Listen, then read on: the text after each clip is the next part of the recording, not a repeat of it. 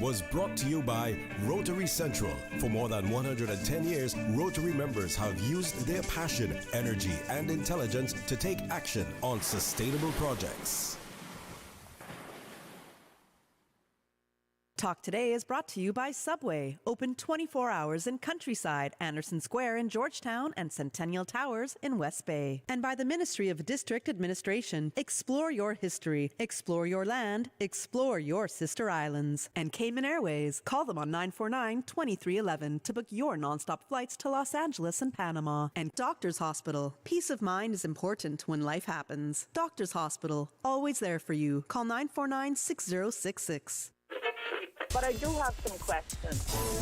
There are more questions than answers. Cayman Islands' foremost listeners participation program. Talk Today. What is on your mind, Cayman? If you are ready to talk, we are ready to listen. Here's your host, Sterling Dwayne Ebanks. Yeah, very, very pleasant, productive, pensive, and they say prayerful, purposeful day to us all as we engage in what promises to be another magnificent weekend. We want to share with you something that has been almost on the calendar for, it seems, from day one, as they say, time immemorial. Well, want to know what it is? You'll have to stay tuned as we share with you.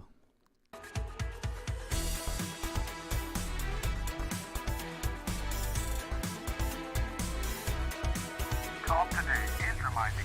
Avoid any statements or comments which are abusive, derogatory, malicious, or defamatory. Do not use indecent language or make any statement that is false or misleading. Call 1-800-534-8255, 949-6990, 949-8037, or WhatsApp us on 925-3261. Email Talk Today at candw.ky. Let your voice be heard. And now, back to Sterling Dwayne Ebanks, Radio Cayman Talk Today. Hey, welcome back. I think there are two types of people that we should always have in our world. At least in my mind. We all would quickly, without question, know that they exist. So without being mean, they're educators. But the other two types would be lawyers and economists. Andrew Perkins, would you disagree with that? I think maybe a doctor as well, but I wouldn't disagree. Thank you very much for having us on today, Sterling. No, I say that not just with a bit of levity, but understanding that sometimes the things that transpire in our society, we know without question the educator is the one who instructs all of us, whether it's just a young child trying to navigate, the phonics, or whether it is that engaged mind with this postgraduate sort of study and dissertation. We need that. The physician is important from the mental and other health. Without a lawyer and an economist, where will we get opinions? and as much as that may be jovial, I think the legal assistance clinic that you're here to share with us, I think, benefits us all, because sometimes, and you will share with us, it's not just a mantra, certainly hoping it isn't just something that we've shared that without appreciating its importance. Justice delayed is justice denied. And certainly so, and certainly the clinic has been in existence since 2020. We're going into our fourth year now, and certainly the community turns up month in, month out for appointments on a whole range of issues, and the clinic really is here to serve the community of the Cayman Islands. We're grateful for the attorneys that give up their time in order to supervise our students from the Truman Bodden Law School and are able to make a difference, a real difference in those clients who comes to see us lives. Yeah, and that's, as you share that, immediately there are two benefits. That individual who is probably unsure of what is it that is, before them. Maybe the reservation is, well, I can't afford it. Maybe it is, well, I'm not sure where to go, whom, I should be consulting. But also the students get an approach of, this is what this is like. This is actually rewarding. It's not just a big paycheck and the name that you make, but the idea that there's meaningful. And when I said it, even as jovial as it might be, the economist and the lawyer, I think the best degree is undergraduate in economics, and then a law plus a psychology, and then you you got your medical aspect, right? But through you, I would ask two things. Good to see your good protege with you, an introduction, but also a reminder that how the law school existed in the past and how some other jurisdictions have where that student could go to school and work.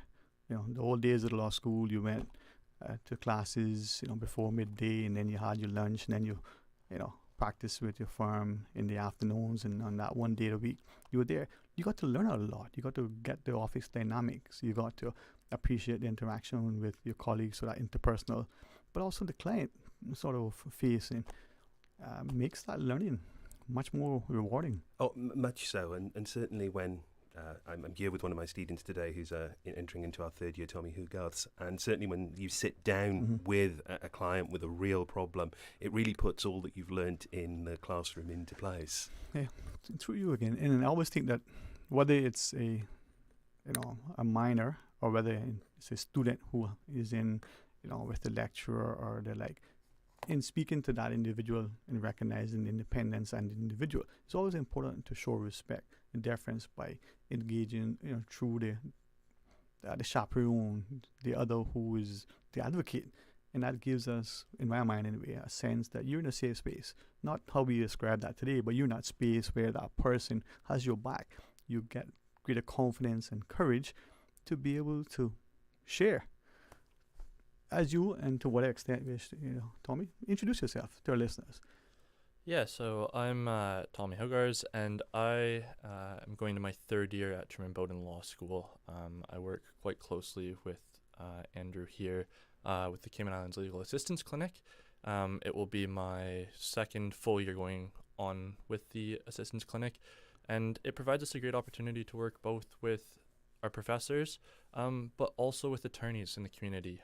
They give us the opportunity to learn from them, which, as you mentioned there, we have the classroom perspective, but then we also get the practical perspective in this. And it gives us the opportunity to give back to the community when really we're quite junior to be doing so.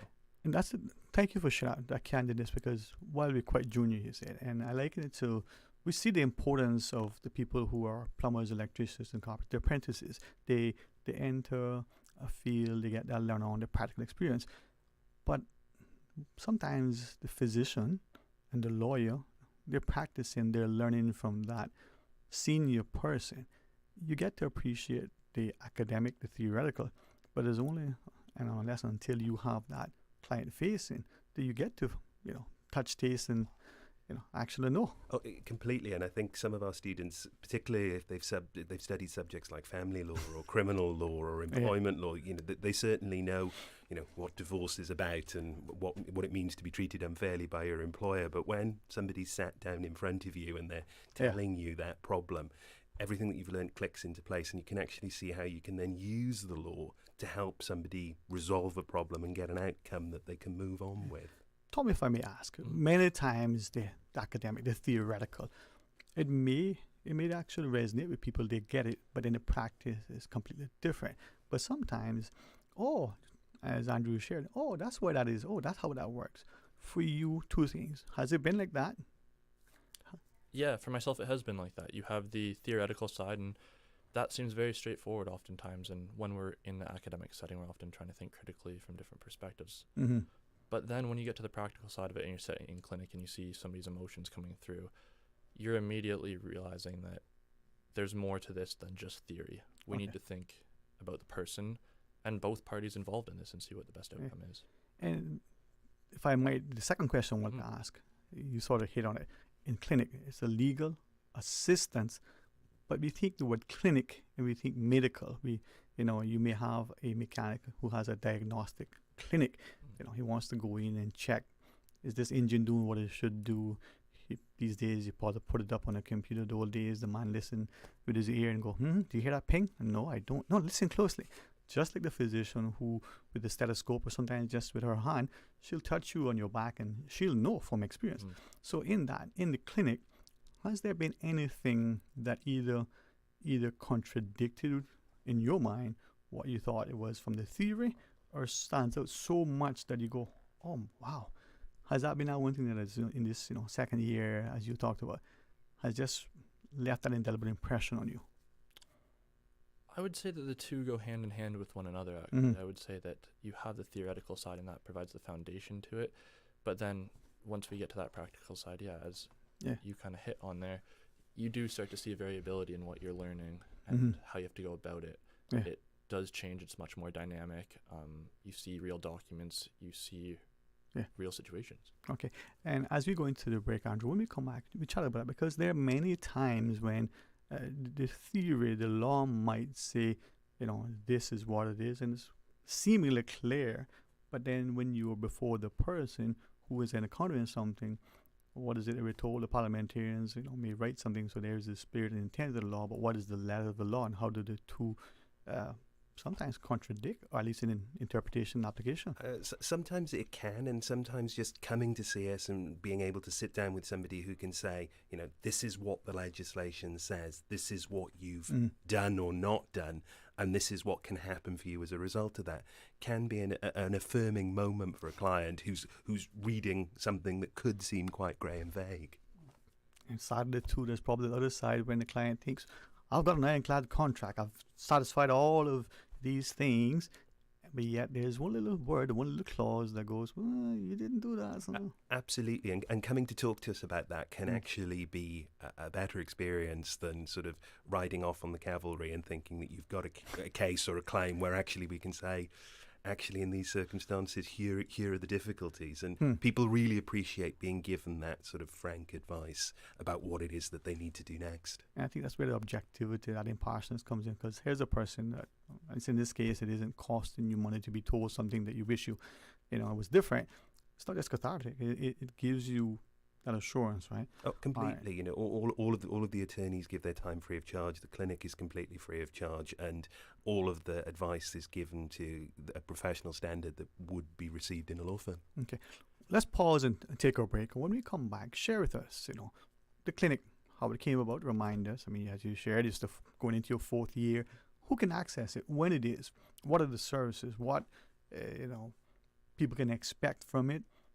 Sometimes, the more we have, and I wasn't in any way saying it lightly, I think in our society, the more that we have of people who are competent, who are qualified, who are there as our legal advocates, not just to challenge a government on something, but to advocate for someone who may have a dispute with a neighbor about an overhanging tree, before that thing becomes something that leads to something else.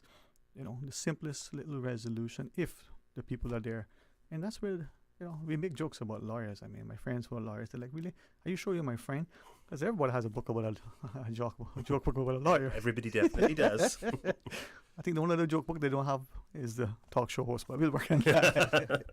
Let us pause and take our first break. When we return, we invite you, through Andrew and Tommy, we'll talk more about the Cayman's Legal Assistance Clinic and how you can access it. So please join us right after the break. Did you know ordering your favorite sandwich from Subway just got easier? Yeah, picture this. No more waiting in line. No more fussing with cash. Just a delicious taste of Subway at your fingertips. With our new app, ordering your go-to sub is as easy as a few taps on your phone.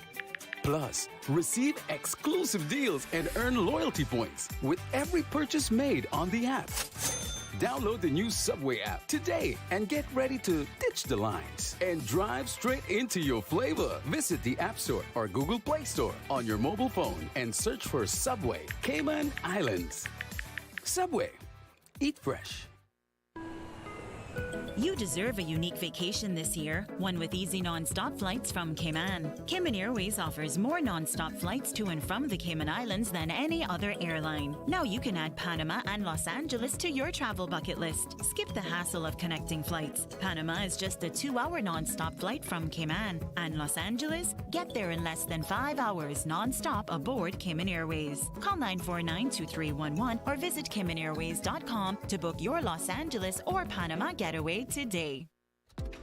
Find your dream car with a Cayman National Vehicle Loan. Enjoy 100% financing, up to 8-year repayment, and a 7% fixed interest rate for the first 5 years. For eco-friendly cars, we'll waive your commitment fee. This only applies to new vehicles. Call 949-8300 or email lending@caymannational.com today.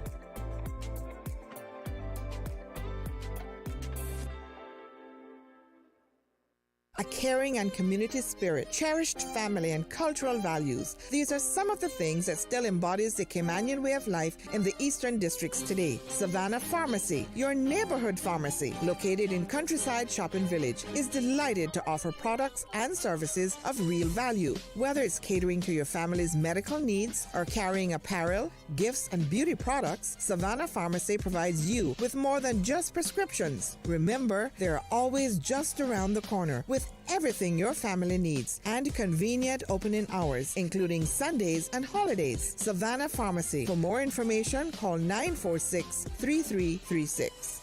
Prescription refills made easy at Savannah Pharmacy. WhatsApp your prescription refills to 929-5045. The DVDL Customer Support Unit is now open. Customers can book appointments for written and driving tests through DVDL's hotline at 945-8344. That's 945-8344. Accidents and illnesses can strike without warning. Ouch! When it comes to urgent care, every second counts. At Doctors Hospital, we have a dedicated team of experienced doctors and nursing staff available to you 24 hours a day, 7 days a week. Don't waste time in an overcrowded emergency room when you need urgent care. Whether it's a broken bone, a severe infection, or a sudden illness, trust in Doctors Hospital's unwavering dedication to providing the best immediate care. For complete urgent care when you need it the most, choose Doctors Hospital, located in Georgetown, 16 Middle Road. Radio Cayman's Talk Today.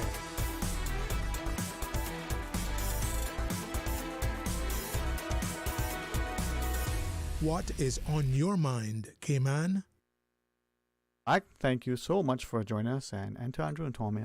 Mr. Perkins, maybe as we continue now in this segment, as we talk about legal assistance clinic, many will recognize and know of your role, but for those who don't, perhaps it was remiss of me to jump right in with excitement to tell people about the opportunities available. But before we do, Tommy said, to work more closely with our professors, and we're going, professors? Well, give a brief sort of an overview of your role, where you are, what you do, and why you were doing this legal assistance clinic. Okay, so my name's Andrew Perkins. I'm the Assistant Director of the Truman Bodden Law School. I'm going into my 7th year there, which I only realised yesterday.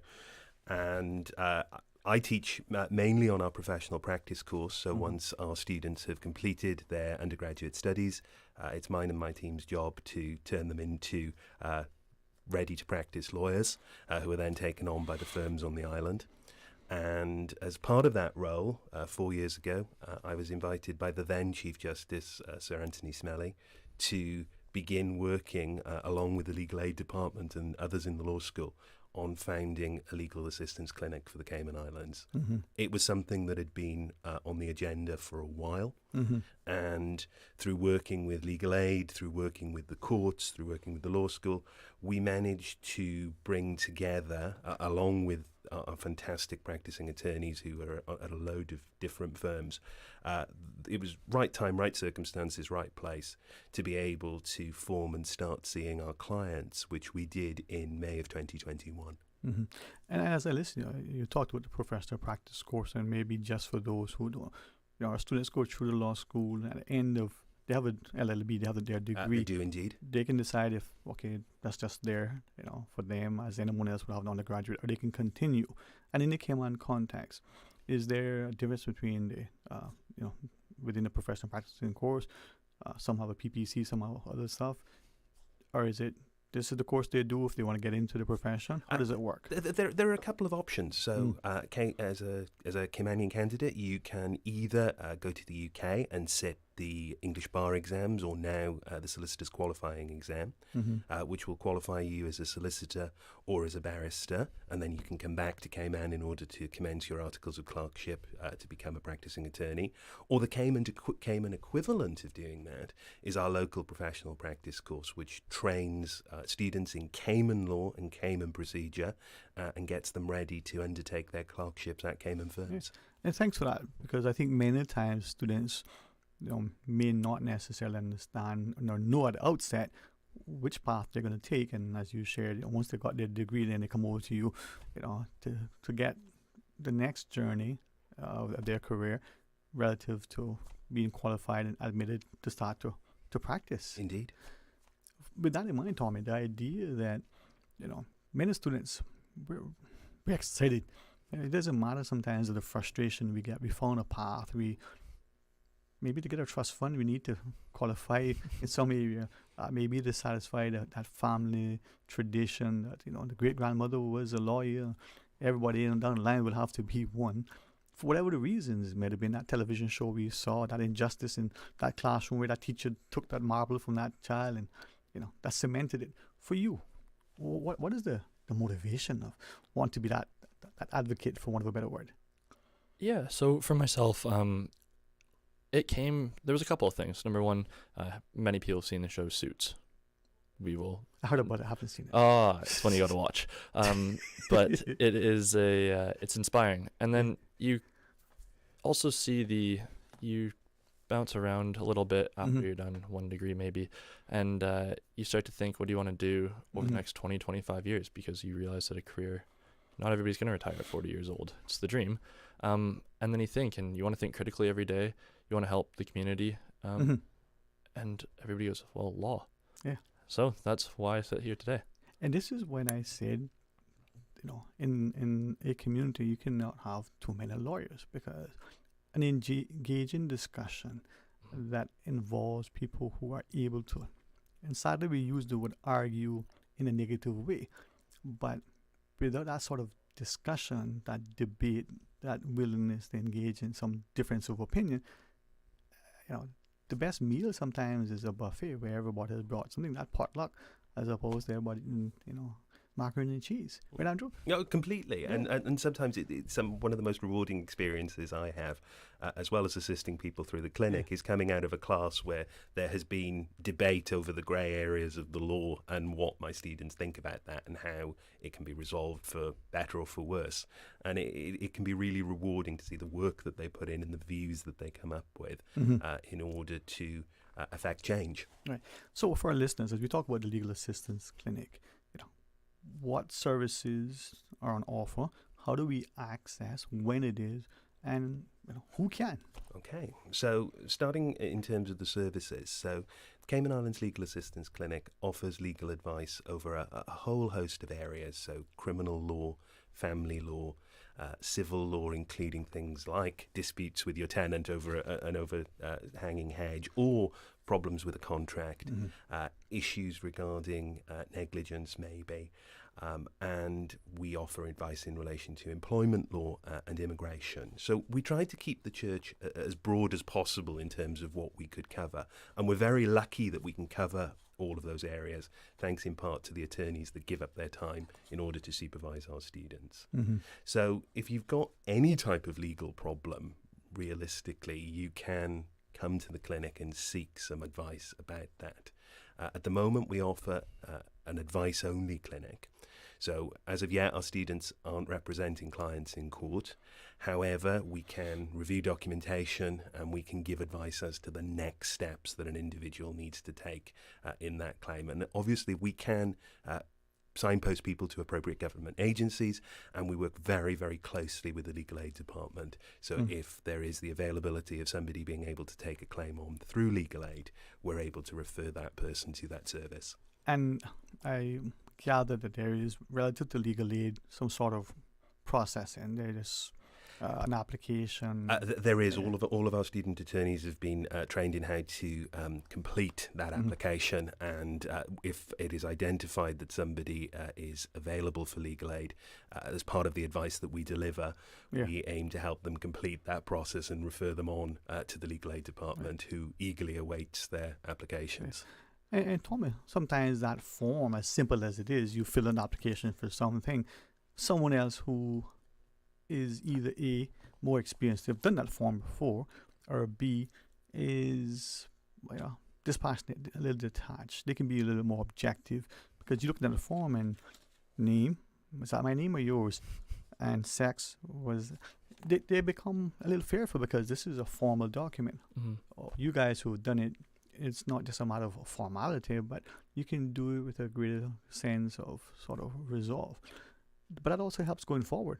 Simplest of an application to maybe looking at statute and saying to the person, well, this looks like what it is. How is that helpful when you go back to the classroom? Yeah, it's extremely helpful. We are regularly reviewing statute. We are regularly reviewing case law, all in the effort to help out the client. And ultimately, what happens is that we take on the case with an attorney. We provide the attorney with our perspective on it, and then the attorney actually reviews that and gives us feedback too. So going back to the classroom, you're much more well situated than what you were prior to seeing the client. Okay, help us to appreciate it then. I prefer to watch, Paramason. I mean, Suits are probably today's classic show. So awesome, man. Classic show. And Miss Della was the best, right? I mean, just saying, if you haven't watched it, and remember without question. But that was, a few days before your time, Tommy.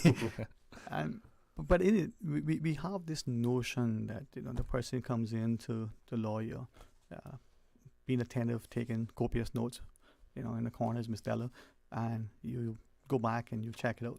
But in your case, then you prepare this thing that is probably similar to your tutorial where you teach you to use it. But here's a practicing lawyer who says, well, okay, you saw Mr. Johnny today, this is his issue, and you write it up as if. That critique that you get back helps you to become not just better at writing, but also analyzing and presenting.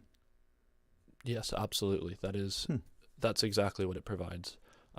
On a grand scale, that is what it provides us as students, beyond just the opportunity to help out in the community. But yes, it does give us the opportunity to get that feedback that we often otherwise wouldn't get.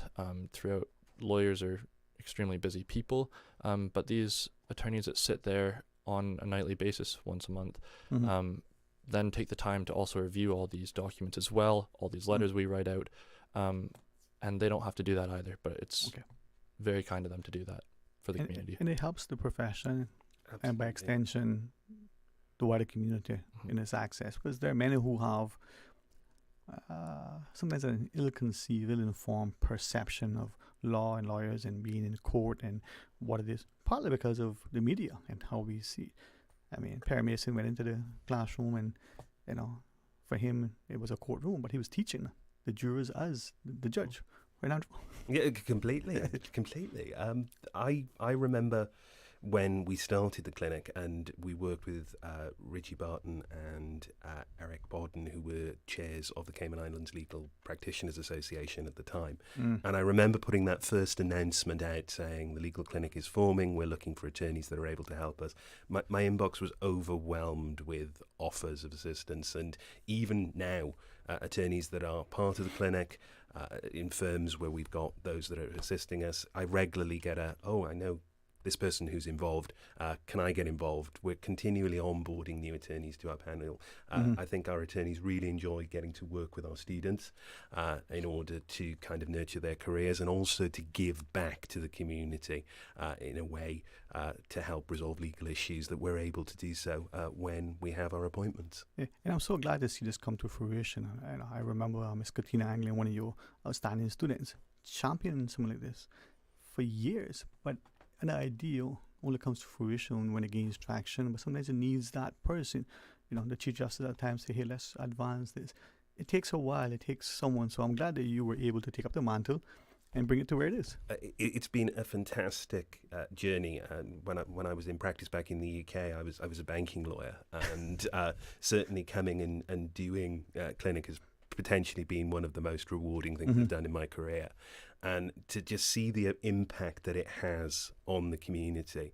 In 4 years, we've probably assisted now nearly 350 clients. So, every month we've got people coming before us seeking advice, and to be able to help in some way in resolving those issues, it has been what the clinic is about, and it's great to see that there's that community uptake. All right. Well, I'm glad when you said in banking in the UK, and we look at you, we see the youthfulness, so we know, well, it wasn't the days of Michael Milken or Aaron Boski, so no, that was okay. But when we come back, let's again, just remind people about the clinic and who's, able to. So, is anybody precluded from it? And are there any particular areas of sort of practice that we don't touch on? So we can talk about some of those things. Absolutely. And then 1 o'clock we'll have the headlines. And then after that, well, Matt Brown comes in. Hey, it's going to be a fantastic Monday. So join us right after this break. Did you know that Doctors Hospital provides urgent care services 24 hours a day, 7 days a week? And Doctors Hospital's urgent care physicians have access to the most advanced MRI and CT imaging in the Caribbean, providing reliable diagnostics when you need it most. When you need quality urgent care for an illness or injury, Doctors Hospital is here for you 24/7. Whether it's a migraine, chest or abdominal pain, shortness of breath, broken bones, or another urgent need, Doctors Hospital at the top of Walker's Road. Urgent care right now. Refer a friend and get $50 to spend when your friend or family member opens a personal account with Cayman National. From July 9th to September 30th, 2024, C&B customers can earn $50 for each referral who opens an individual or joint personal account. Earn up to $500 with a maximum of 10 referrals. Visit CaymanNational.com for more details on this promotion and follow us on social media for updates. Terms and conditions apply.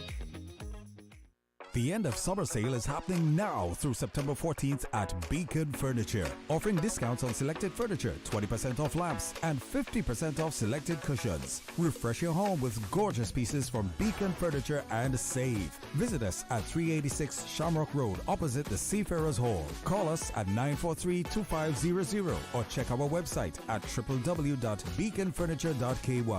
Beacon Furniture. Buy it today and have it in your home tonight. The best foundation you can wear is glowing, healthy skin. The offices of dermatologist Dr. Wayne Porter specialize in enhancing your skin's well-being. Whether you're seeking advanced skin care, including any skin cancers, Botox, filler, cosmetic skin enhancements, or simply looking to reduce wrinkles, Dr. Porter offers a full-service dermatology and dermatological surgery practice. For more information, email drporterkman@gmail.com or call 946-9020. That is 946-9020.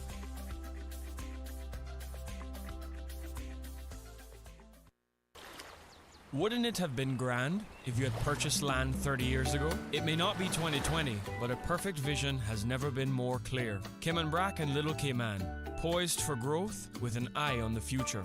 Your land, your history, your future.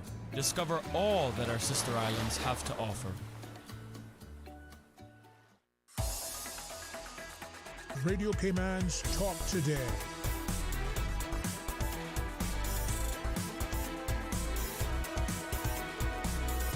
What is on your mind, Cayman? Hey, welcome back, and thanks for joining us. And as we continue our discussion about the legal assistance clinic, Andrew Perkins with one of his students, Tommy, I'm happy that over these last few years of these discussions, you brought in more showcasing from them. I don't think it needs to be coaching. They get a chance to say, listen, this thing works. But for us as a wider public, I wanted to ask a number of things, and if it is helpful, were there any particular things over these years that you were able through the clinic to assist, maybe guide the person, somehow advise, if you allow that word, that was so fundamental that it made such a meaningful difference to someone who otherwise, had it not been for that, may still be somewhere in limbo? Absolutely. People come in for advice on sort of an issue of they may have bought a car that's not working, and it was made out to be this great working machine, and just to be able to come and know that there are ways that they can go back and seek redress. And whilst that may seem a small thing, there's still a financial value to it, and we've been able to assist there. Equally, we've dealt with some more complex matters involving adoption and potentially even parties overseas. The pool of attorneys that we've got is incredibly talented. And the fact that somebody from the community can come and speak to us, get some advice, free legal advice in relation to an issue, has definitely had a great impact in their lives, and we see it month on month. Yeah. And I don't say this lightly, and I don't say it hopefully that it was be misunderstood, but many times, even entering a government building or going into a church, but the courts, you have this sense of trepidation. It's daunting. There may be a level of security gates and checkpoints, not unlike the ship going through the Panama Canal. you feel like, oh, this, and when you have an introduction to it, you're sort of nurtured and navigated by someone who's holding your hand. You know, at the end of the day, whether the outcome is what you wanted, you go, oh, that wasn't so bad. You know, the child going to the doctor for the first visit or may feel, but there's, you know, mommy and daddy right there. Not so bad. Yeah, and I think people definitely have that experience at the clinic. You know, we are a very tight team. You know, generally when somebody calls initially about an issue, they'll usually speak to me, and we'll kind of arrange their appointment. We've got some great premises up on the 3rd floor of the court building, and certainly we do tell people, yes, you've got to go through security. You come on the Thursday evening. We're up on the 3rd floor, but we get somebody booked in. We go through the relevant forms. We check that. We've got address details, a little bit more about their issue, and they're off in to see one of our students and attorneys sort of within 5 to 10 minutes of their arrival. And you can see the relief when people get that advice and begin to talk about that problem. Yeah. They're seeing two people, an experienced attorney and a student, simultaneously. Yes, they are. So it's the student's responsibility. So Tommy, a week Thursday, will be taking on some cases, and there'll be his responsibility to research and draft the advice. But all of the work that he will do will be supervised by one of our wonderful qualified How often is the clinic, just for those who would maybe join us? We sit on a monthly basis. All of our dates can be found on our website, which is clac.ky. So we normally go for the 3rd Thursday of the month, and our next appointments begin on the 26th of September, and we run through from 5 in the evening through till about 9:30 p.m. People come after work. People make special time in their days to come and see us if they've contacted us during the month, and we work our way through the problems that are presented to us. Okay, so that's, you know, the when. So it's monthly.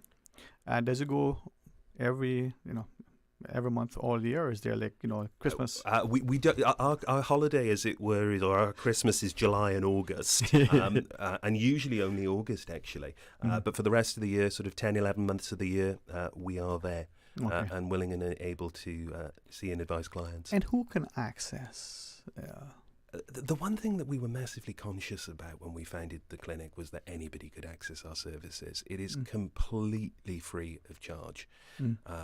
We will see anybody. When they call up, tell us what our issues are, we will ensure that we can get you an appointment.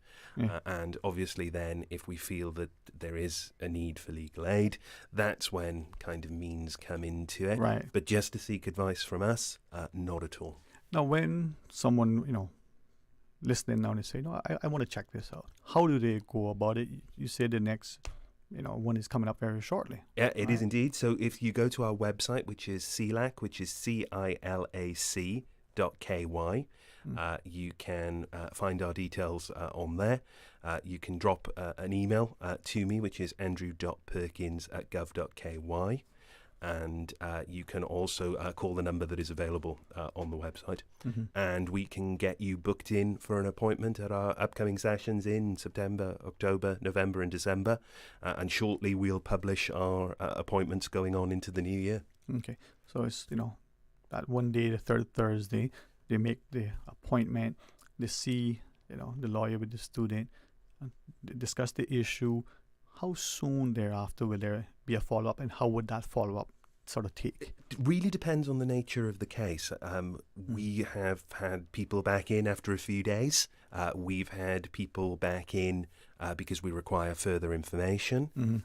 If the matter is particularly complex, I leave it to the attorney and the student that are running the matter to arrange further appointments and to gather the information that they need.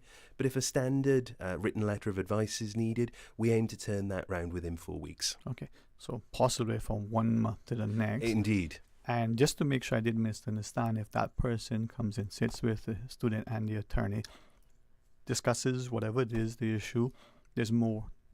The student, through the attorney, would then arrange independent and directly with that, if I use it with the client. Yes. As to, hey, you know, we need to do this. So that may take place outside of the clinic. Oh, absolutely. You know, one of the student advisors or the attorney may say, look, we need to see this person again. I'll coordinate with the court service that they can come back. We'll get a conference room booked. They'll bring the relevant information that they need.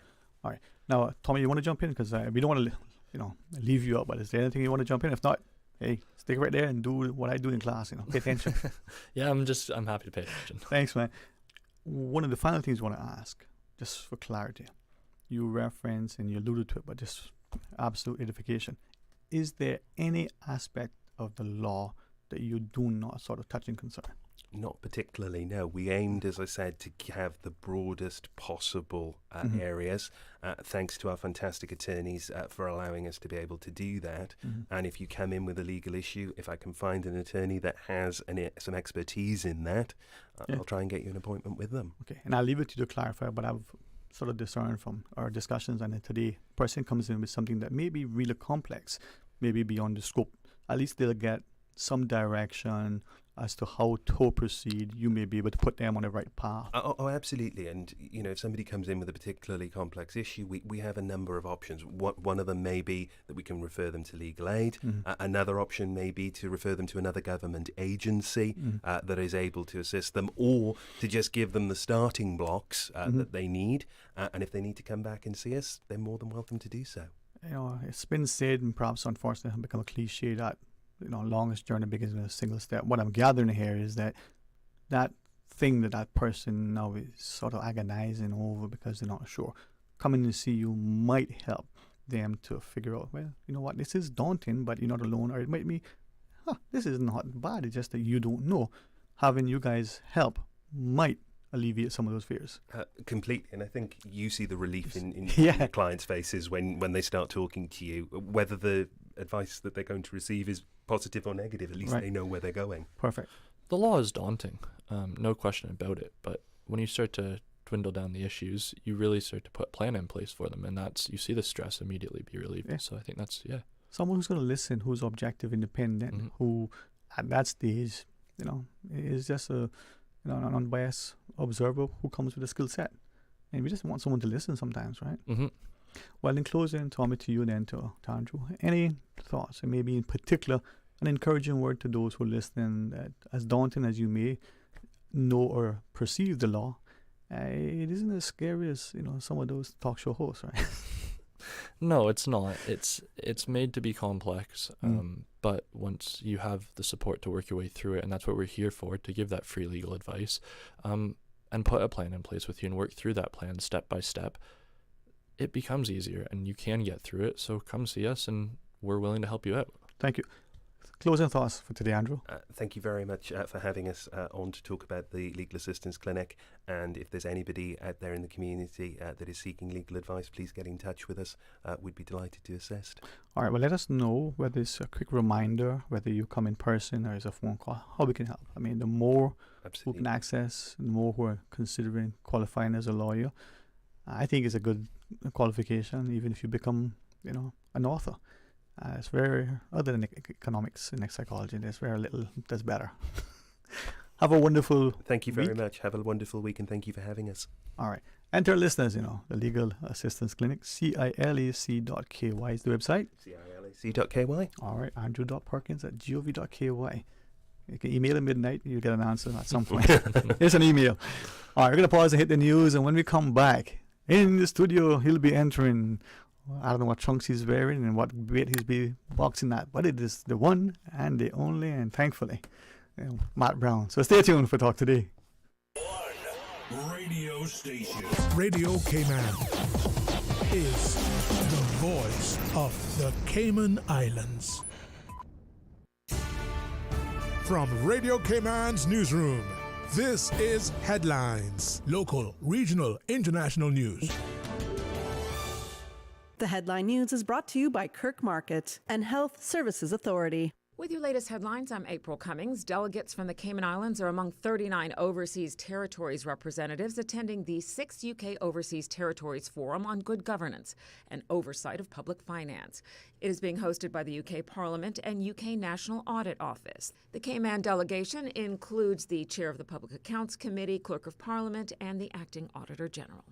In international headlines, a busy bridge in northern Vietnam has collapsed after being hit by Super Typhoon Yagi, which has killed more than 60 people since making landfall on Saturday. Dashcam footage shows the moment the bridge gave way today, plunging several vehicles into the water below. Searches were underway for 13 people. The storm has wreaked havoc across the north of the country, with flooding and landslides leaving millions of people without power over the weekend. Although it has now weakened into a tropical depression, authorities have warned the storm will create more disruption as it moves westward. The Princess of Wales speaks of her relief at completing her course of chemotherapy in a personal video released by Kensington Palace. Catherine revealed in March she was undergoing cancer treatment and has been out of public sight for much of the year. She will be carrying out a few engagements this year, which could include remembrance events in November and her annual Christmas Carol concert. But in an emotional video message, she says the year has been incredibly tough and that life as you know it can change in an instant. Those are your headlines. I'm April Cummings. More news available at www.radiocayman.gov.ky. Check out our social media pages: Facebook, YouTube, X, formerly Twitter, Radio Cayman Headline News.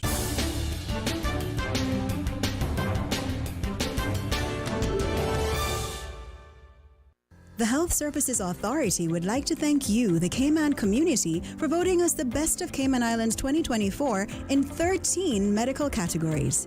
As the largest and longest healthcare provider in the Cayman Islands, we have been caring for you for many generations, helping the people of our islands live longer, healthier, and happier lives. At HSA, we are committed to caring for you.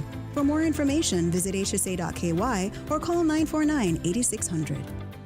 When it comes to weekly meal prep, I trust Kirk Market to provide the best value for quality proteins. The butchers at Kirk Market are super helpful. They always slice my steaks perfectly. Kirk Market has everything I need for healthy and flavorful protein-packed meals. From lean cuts of CAB choice beef, tender CAB prime beef, the juiciest pork, and all-natural hormone-free poultry, to their seafood section with everything from fresh local snapper to omega-3 rich salmon. I choose Kirk Market for the highest quality proteins to support my healthy lifestyle. Kirk Market. Eat well, live well, and discover a world of choice. Radio Cayman is pleased to feature this special Sister Islands historical vignette brought to you by the Ministry of District Administration and Lands. Explore your history, explore your land, explore your Sister Islands. Cayman Brac artist Holroy Eric Lorenzo Walton, affectionately known as Roy, was born on August 13, 1936 in Bogasan, Cayman Brac. Roy's upbringing in the Cayman Islands, rich with maritime traditions, fueled his love for shipbuilding and the sea. From assisting in the collection of boat timbers to his involvement in the turtling industry, Roy's fascination with the sea was evident.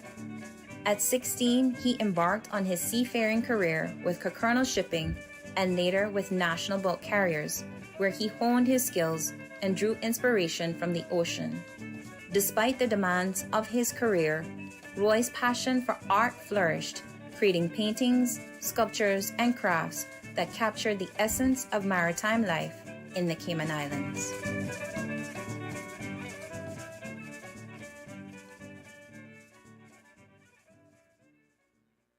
Radio Cayman is pleased to feature this special Sister Islands historical vignette brought to you by the Ministry of District Administration and Lands. Explore your history, explore your land, explore your Sister Islands. Explore your history. Explore your land. Explore your Sister Islands, the ultimate staycation experience. Your culture, your freedom, the land that time forgot isn't gone. It's your Sister Islands. Discover all that our Sister Islands have to offer.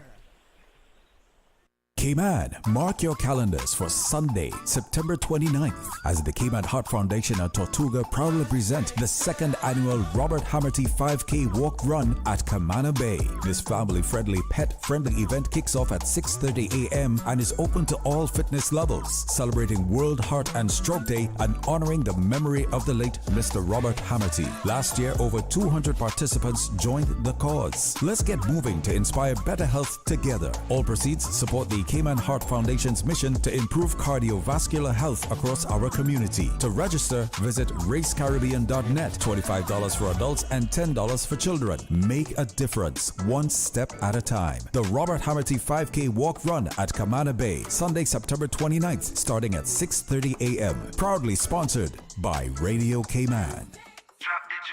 Drop the juke, no man. What happening? Tell me what happening. Drop the juke, no man. Drop the juke, no man. What happening?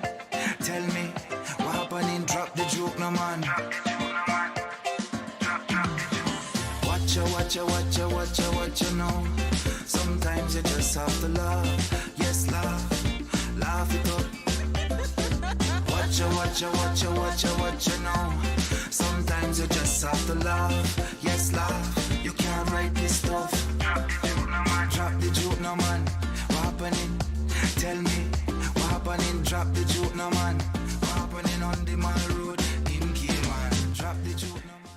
Hey, welcome back, and thanks for joining us. And if you ever been in the company of Matt Brown, you recognize a couple of things. The man knows who he is. The man knows what he is, and I like that in chatting with us. Okay, Paul, pull that down. That annoying me. Thank you.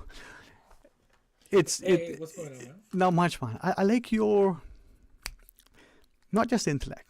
It's not just your creative sort of juices that flow so easily. I like the fact that, and hopefully I'm not talking to the schools too much. When we chat, you have a sense of forthrightness, but you're respectful. And for some, I was raised with manners. My mother did a great job. Yeah. That's one of the core values that I would say is being true to being Caymanian, is that you learn how to speak to, not only to elders, but how to fit into a room. You know, in church you had to be silent. You had to edit yourself. And to tell a child 5 years old, sit still for an hour, and at that time, no iPads, you couldn't pull out a comic in church. Maybe you could write maybe you could draw. You could write. Yeah. But I learned how to read people, I think, is probably the skill. You were taught, but you also had examples, right? Yeah. And if I'm hearing you, that was something that we did, I had to do. It wasn't so much as some say or be seen and not heard. It wasn't in that sort of inflammatory way. It was an understanding of the written and unwritten code, as it were, expectation. But we also see it in our own children. And when I say this now, if you as a parent listening feel offended, well, be so. Because the child is a child and you as the parent is the adult, and you should set the example. And ask yourself, to what extent are you able to sit in the meeting? I'm not talking about falling asleep because it's boring or because you're tired, or that you say, man, we're wasting time, I need to get back to work. Be attentive and not disruptive. Our children, I'm sure yours, as mine, as others, did the same thing we did. We were there and not fidgety to the point that we were disruptive. We hopefully were responsible as parents and said, listen, I need to change the baby, I need to go get food for the child. You know what, it's taking too long. But the child was respectful. The child was well behaved and well mannered. Not like some of the things I see running about this place now. Am I be too offensive? No, you can only be offended. That's your opinion, and you're free to react however you need to react to any situation. But understand, and I make no apology for it. I'm just telling you that that's what's obtained. So, for example, I can chastise myself a bit. Yesterday, in church, my son comes over to me, sits on my lap, and I give him my phone in church. So he's playing games. He's silent. He's not engaged with the pastor, and to say to the pastor, say, hey boy, turn to Luke chapter 5. My son, he's not ready for that. He's 6 years old. So in my mind, I think I'm doing a fine job as a parent by keeping my child quiet. But my wife last night, she said, hey, listen, you don't give the boy the phone in church. He should be able to sit down. And so it's varying degrees of this gray line, but you if you were sitting down beside me and you looked over and you said, boy, this guy should have done a better job. Everybody's entitled to themselves, but everybody thinks they're doing the right thing. That's it. That is the right thing. Everybody in their own mind thinks that they're correct. And this is where I think having music, or I like live performances, whether it's a play, a poetry reading, or other, you get to comment on either what has happened historically or what is happening then and there in your society, right?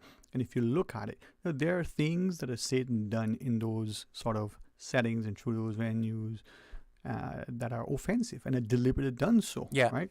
But there are times when we can reflect. There was a fantastically written and performed piece by Miss Pat Bent that talked about a very sensitive topic, but it was presented in such a way that it was probably the best teaching moment and tool, right? The particular space was transformed as a theater.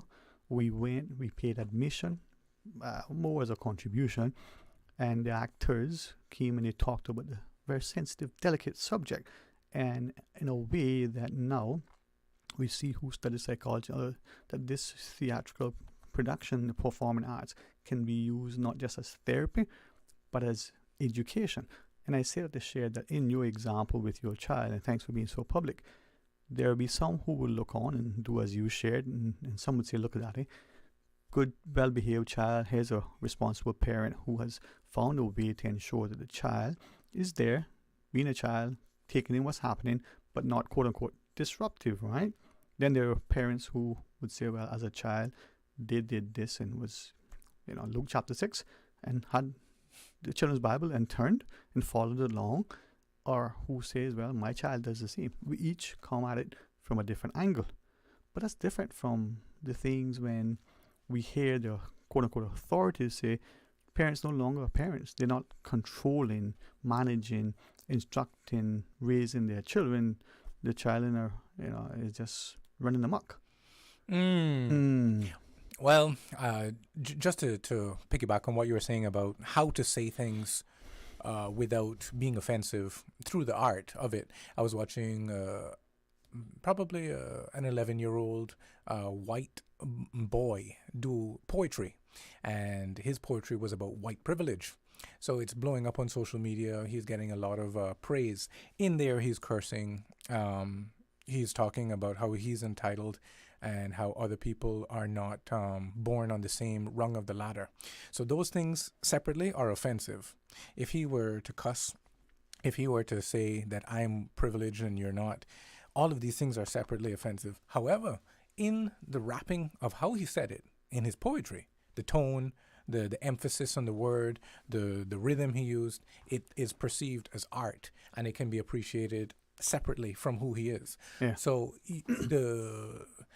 not everybody has the ability to do it. I mean, it takes time, practice, and maybe a bit of God-given talent and skill to be able to be given that license to get on a stage and say offensive things and have the audience react to it. Mhm. You can go into some comedy clubs in New York and laugh for 2 hours straight.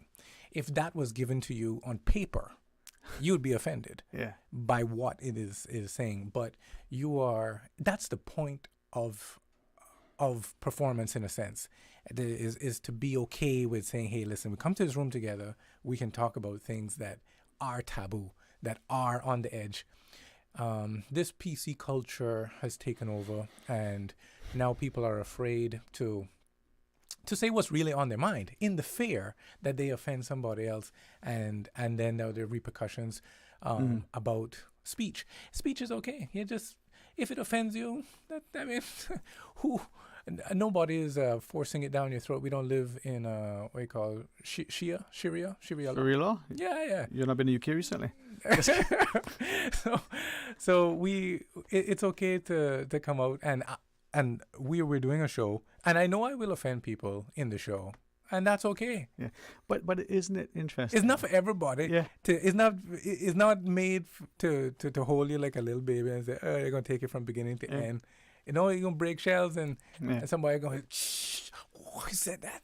But that's the space that you created, right? I've heard it shared that's and we're talking to Matt Brown, of course, you can call, but I've heard it shared again recently that we get more timely and accurate information, more constructive commentary from the stand-up comic than we do from the evening news, right? From the established media, which is interesting, huh? But to your point earlier, where you talked about how we spoke to each other, we all heard our parents say, "Straight talk, bring no fallout," right? And in the Cayman context, many of us, we subscribe to that. We believe that that's how it should be.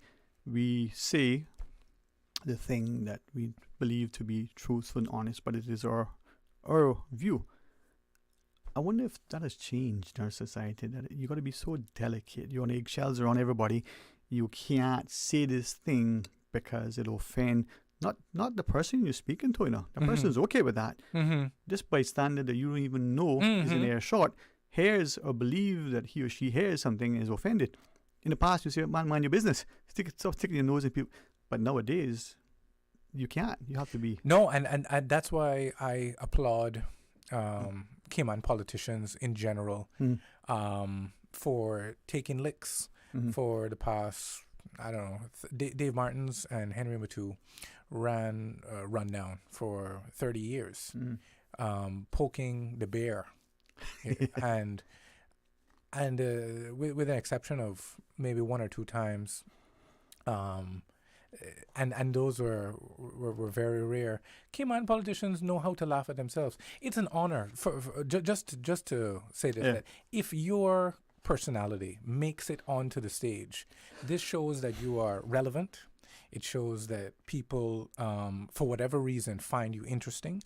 It shows that the director thinks that you can take the joke of it, and it's self-healing in a way. Last year I roasted Kenneth Bryan for probably 15 minutes, and this man sat down in the front row, laughed at everything, and the next day he called the CNCF. He said, man, listen, I need to buy 200 tickets, man, from my constituents. Everybody needs to go and see this show. So he came out of his own pocket, bought tickets for some of his for some of his constituents, and then I met him in the airport. He said, man, listen, the only thing I tell you I didn't like about it. I said, why? He said, man, it should have been longer. I said, yeah. So he has broad shoulders. If you're going to put yourself out in the public, because I think that's where we that's where we curate from. I'm not interested in making any joke or light of anybody who has something in that they don't wish to put out in the public. So they have to be a public figure, and everybody has to get the joke. The audience, the punchline is no value if the setup isn't there. Yeah. So they have to understand what is on the topic for them to actually get any juice out of it. Yeah. But as I listen to you, I gather from what you shared is very similar to what I know have been my experience with Dave Martins when he would write. The thing was funny about the person, but it was not offensive. He didn't do it with any malice. He didn't do it to embarrass, right? I think that's different from many people from the editorial, whether at the end of the evening television programming or on the printed piece of paper that we subscribe to or that online, streaming thing. Sometimes some people say things with that intent to hurt. There's a comedian, Noah, whatever his name is. Yeah. Political guy. Yeah, his stuff could be good, except there's a undercurrent of something that it isn't legit. He seems to be malicious, right? I compare that to Johnny Carson and others who, at times, they were making a comment about something, but it was in such a way. Perhaps the best one was Jay Leno, right? It was funny. He made fun of everybody, but it was done in a way that you could laugh at and you could see the sense in the thing or the senselessness of what he was saying, but it had no malice in it, right? And that some of mine got malice. Well, but you're reading my mind. But but it makes a point, right? Yeah. And look now to what we're told from people who live in the UK, and B, what we see from the media. You have a thought that you express, and that thought lands you in jail. Now, that is a serious, serious thing, because we're not talking about an open disagreement that leads to some sort of incitement, right? We're talking about you sharing something that should be protected freedom in terms of your opinion being expressed. When we lose that, and sometimes we're losing it in the arts, where that thing now can't be written about, spoken, or recorded and performed, because no, that's going to speak to this thing. No, I'm doing this to see if Cayman can withstand a couple hard-hitting points. And obviously the whole show is not a roast. We're not going out there just we're talking. There's separate jokes aside from character personifications, but it's tons of stereotypes. We stereotype Jamaicans. The Jamaican community has taken the brunt of comedy at them for as long as Rundown has been in it. Leroy Holness, who plays the typical stereotypical Jamaican, where he can't speak proper English, he doesn't know how to to edit himself in certain company. So Jamaicans get it that this is not actually them. This is a stereotypical version of them. They are obviously highly educated Jamaicans, and then in the sense that they would be a redneck American. That would be the stereotypical. If I wanted to make fun of an American, I would start talking like that. So there are ways that you do it, but to take offense to it is I wouldn't. I don't think people would, because this is not who you are. This is the audience should get it. Yeah. Interesting you say that, because up until that second, I didn't see that. I didn't see that, as you said. I don't know if I can quote you verbatim. The Jamaican took the brunt of their stuff. I didn't see that as offensive. I didn't see that as personification or characterization in any which way, certainly negative, right? I just saw that as someone on stage performing, whether it was with the Southern American accent or some other accent. But that's how I saw it, because for me, here is something that's being performed on stage, and perhaps again for me, I understand the context. I say that to then ask, in Cayman, I can't even say Caymanian actors. Yeah. Right?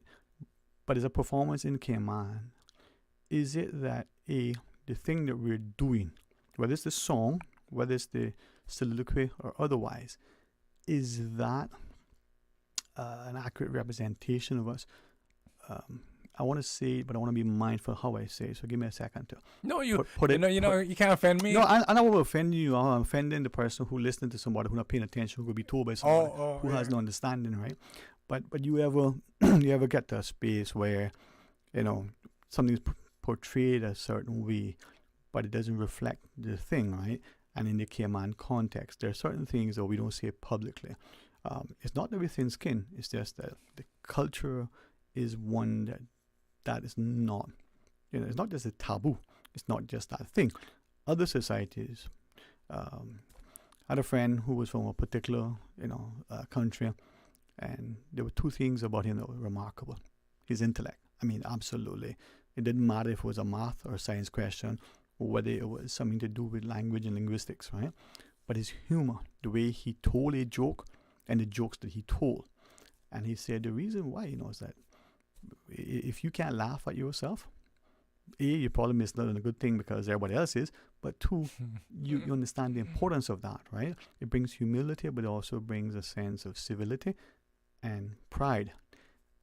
And that's been, well, let's just put it this way, it's been more than 3 decades, right? And that's resonated with me. But I look in the Cayman context, there are certain things that we don't do in public, right? That perhaps others who live here, who've been here, for them it's okay, but in the Cayman context, it is not. You follow me? Well, just to touch on one thing you said first about Caymanians being held responsible to promote their own culture. Culture is something that's very fluid, and we seem to be at a point that the older generation is no longer is highlighting the fact that they are no longer seeing themselves in the mirror when they say, hey, where's my Caymanian culture? What they're seeing is some other image. So, for example, in the show, I have the youngest cast member in the show is probably in his low 20s, right? He is Caymanian by birth. He is not able to give me an authentic Caymanian accent. So I say to him, hey, I need you to read this line, but read it as an old seaman. He does not know how to conform his voice to the old traditional accent that you and I know as Caymanian. Yeah. It's something that is missing from his muscle memory. He was never trained how to speak like that. He never heard it. Never heard it, or he grew up in a family that his parents may have been expatriates. So they speak with a neutral accent. He speaks in a neutral accent. It's not, you can't place it. It's not American, but the next generation of Caymanians, specifically coming out of the private schools, are either coming out very neutral, or even so influenced by their parents, who, if they are from England, then they might actually come out with an English accent, although they've never lived there. So but this is our. We have. I just want to bring home the point that although we may feel upset, and although we might feel that this is the culture, instead of going to Barcadere on Sunday, we go to Kamana Bay. So instead of going to camping on in Kaibo, now you're going to brunch on Sunday. Mm-hmm. So if that is the culture, then we should speak about it freely and say, I don't like my culture. Okay. That's the point that you can say, I don't like my Cayman culture. No, I think what the thing is, I don't like what's happening to the culture in Cayman. I put it here. As we take this call, though, Matt, I think there are two things that you should be a writer, man. There has been a talk about that, we'll see. But there's two things as you take the call. Not only is that older Caymanian that you reference, there's also the younger Caymanian, just like the older one who says, I don't see myself reflected in society. The younger one is saying, I feel like a guest in my own country. They don't see, feel, touch, taste, hear, smell the thing that represents them. I'm going to ask one other thing, but let's take this call first. Always enjoy the company of Matt Brown. I think if you've not had the privilege, and I honored and I publicly thank you for the time you will share. The man has a diplomacy about him, and he reminds us of, well, I'll embarrass him later because I know he's humble. Let's take this call though. Hey, welcome. Thanks for sharing. Good afternoon. And to you, how is it going today, my friend? Or shall I say, good afternoon, Lord Sterling? No, but I appreciate the love that I feel when you share and what I hear from your tone, man. So my greatest, prayer is that you'll always be nurtured and guided, provided and protected, my friend. Thank you. With whom do we have the pleasure of speaking to today? Mr. Matt Brown, I want to encourage you to create a character called Lord Sterling. Lord Sterling. And is he from Leicestershire or Hertfordshire? Yorkshire. From Yorkshire. Indeed. Yeah. Lord Sterling. Should he be knighted as well? Should we involve him in a scene where the beloved King Charles places a sword on his shoulder? You've got it right. That's right, sir. Okay. Lord Sterling, I'm writing it down right now. I'm forwarding it to my secretary to ensure that in tonight's rewrite of the scene, we will be putting him at the forefront of the stage. And we will bring a dull sword in the case the actor gets out of hand. No, I like Baldwin with a gun, huh? Yes, we don't want any slips or band-aids on the stage. All right. That's a great one. I think that's a great one. And staff at Radio Cayman.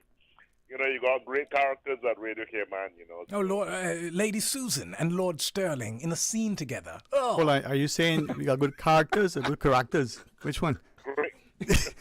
I'll write them in a scene on a feather bed. Yes. And I thought you were a friend. The only good thing about this is Norma might not be too attentive today. All right, listen, we're going to take the break, but what else you want to share? Because I do not want you to feel dismissed. Man, I'm just excited to hear some more great stories come out from Matt Brown. Well, what I would like is if, stay tuned, right? We'll chat with you another time. We'll go to break, but stay tuned so you'll know when the production is. And if you're so inclined, maybe one evening, you'll be able to sit in the audience and laugh as the rest of us who attend will do. But we'll chat with you in a bit, all right? All right. Matt, let's pause and take a break. Share with us. I always enjoy your company, man, and you remind me of why I love this place so much. But in going to it, you said in the private schools, the children are exposed and this is what they hear. Again, my stereotype. Remember, my show is all about stereotypes. Exactly. Throw that label on all the private schools. I'll say this to you going into the break. We pick it up after. I submit, as my good friend would share, that it is also in the public schools, not just the media, the voices they hear on the radio, the stuff on the TV or whatever it is that they watch, the songs, but in our public schools, what our children are hearing, what and how it's being said, I think influences that very young mind. Take that child who goes to a country 6 months, 6 weeks, very young, very impressionable because the parents are there for some reason, will more than likely pick up that accent if it's another language much more quickly and much easier than the adult or the older child, right? So maybe we need to consider what is it that we are doing. Just like you said, the older people don't see themselves reflected. Maybe our younger Caymanians aren't either. All right, we talk about that. We talk about the play, when it starts, how to get tickets. And I hope, anyway, let me leave that alone. Matt Brown, calls over there if you want to call and share. So stay tuned for Talk Today.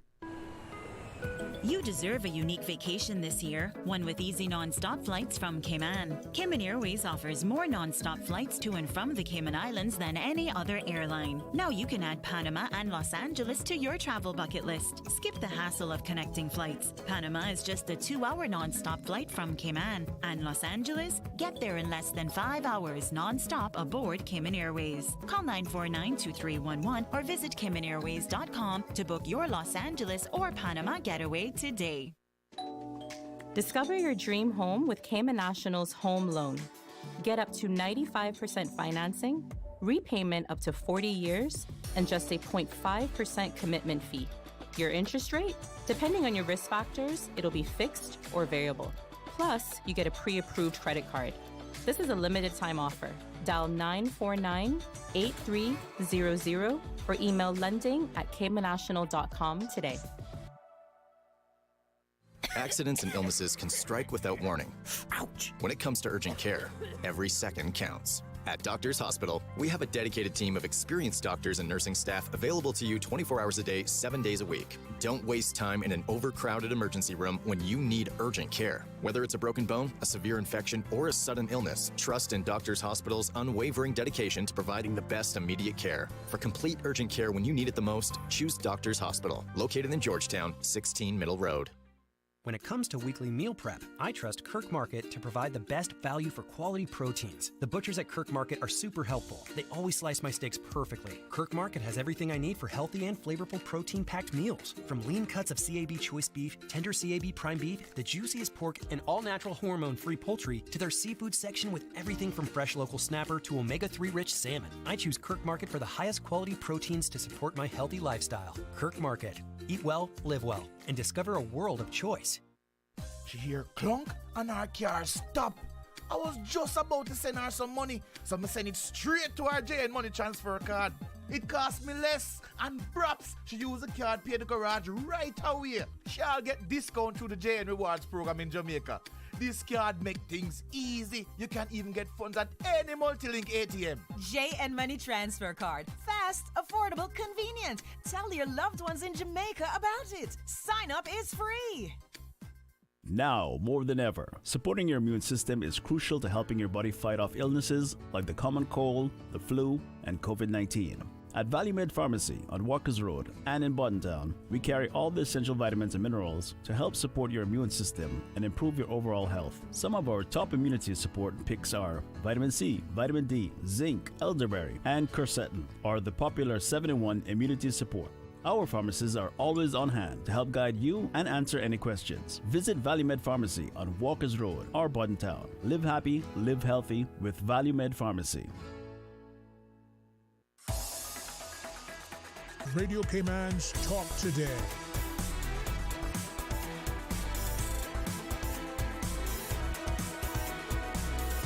What is on your mind, Cayman? Hey, welcome back, and thanks for joining us, and thanks to Matt Brown. I've said it to him publicly once or twice, and I would like to again.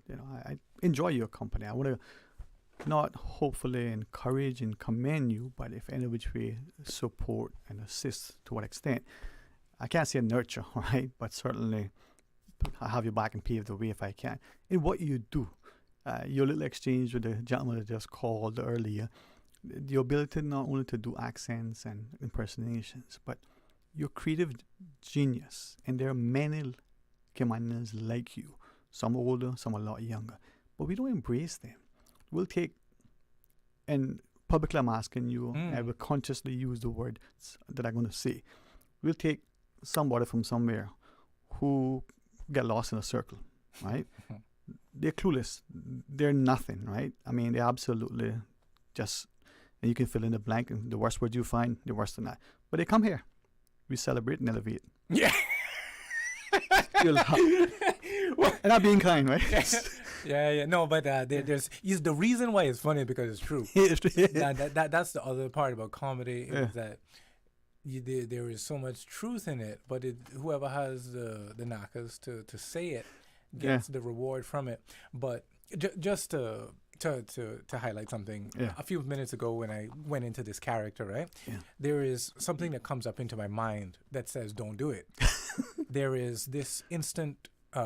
Your brain is constantly saying survive, survive, survive.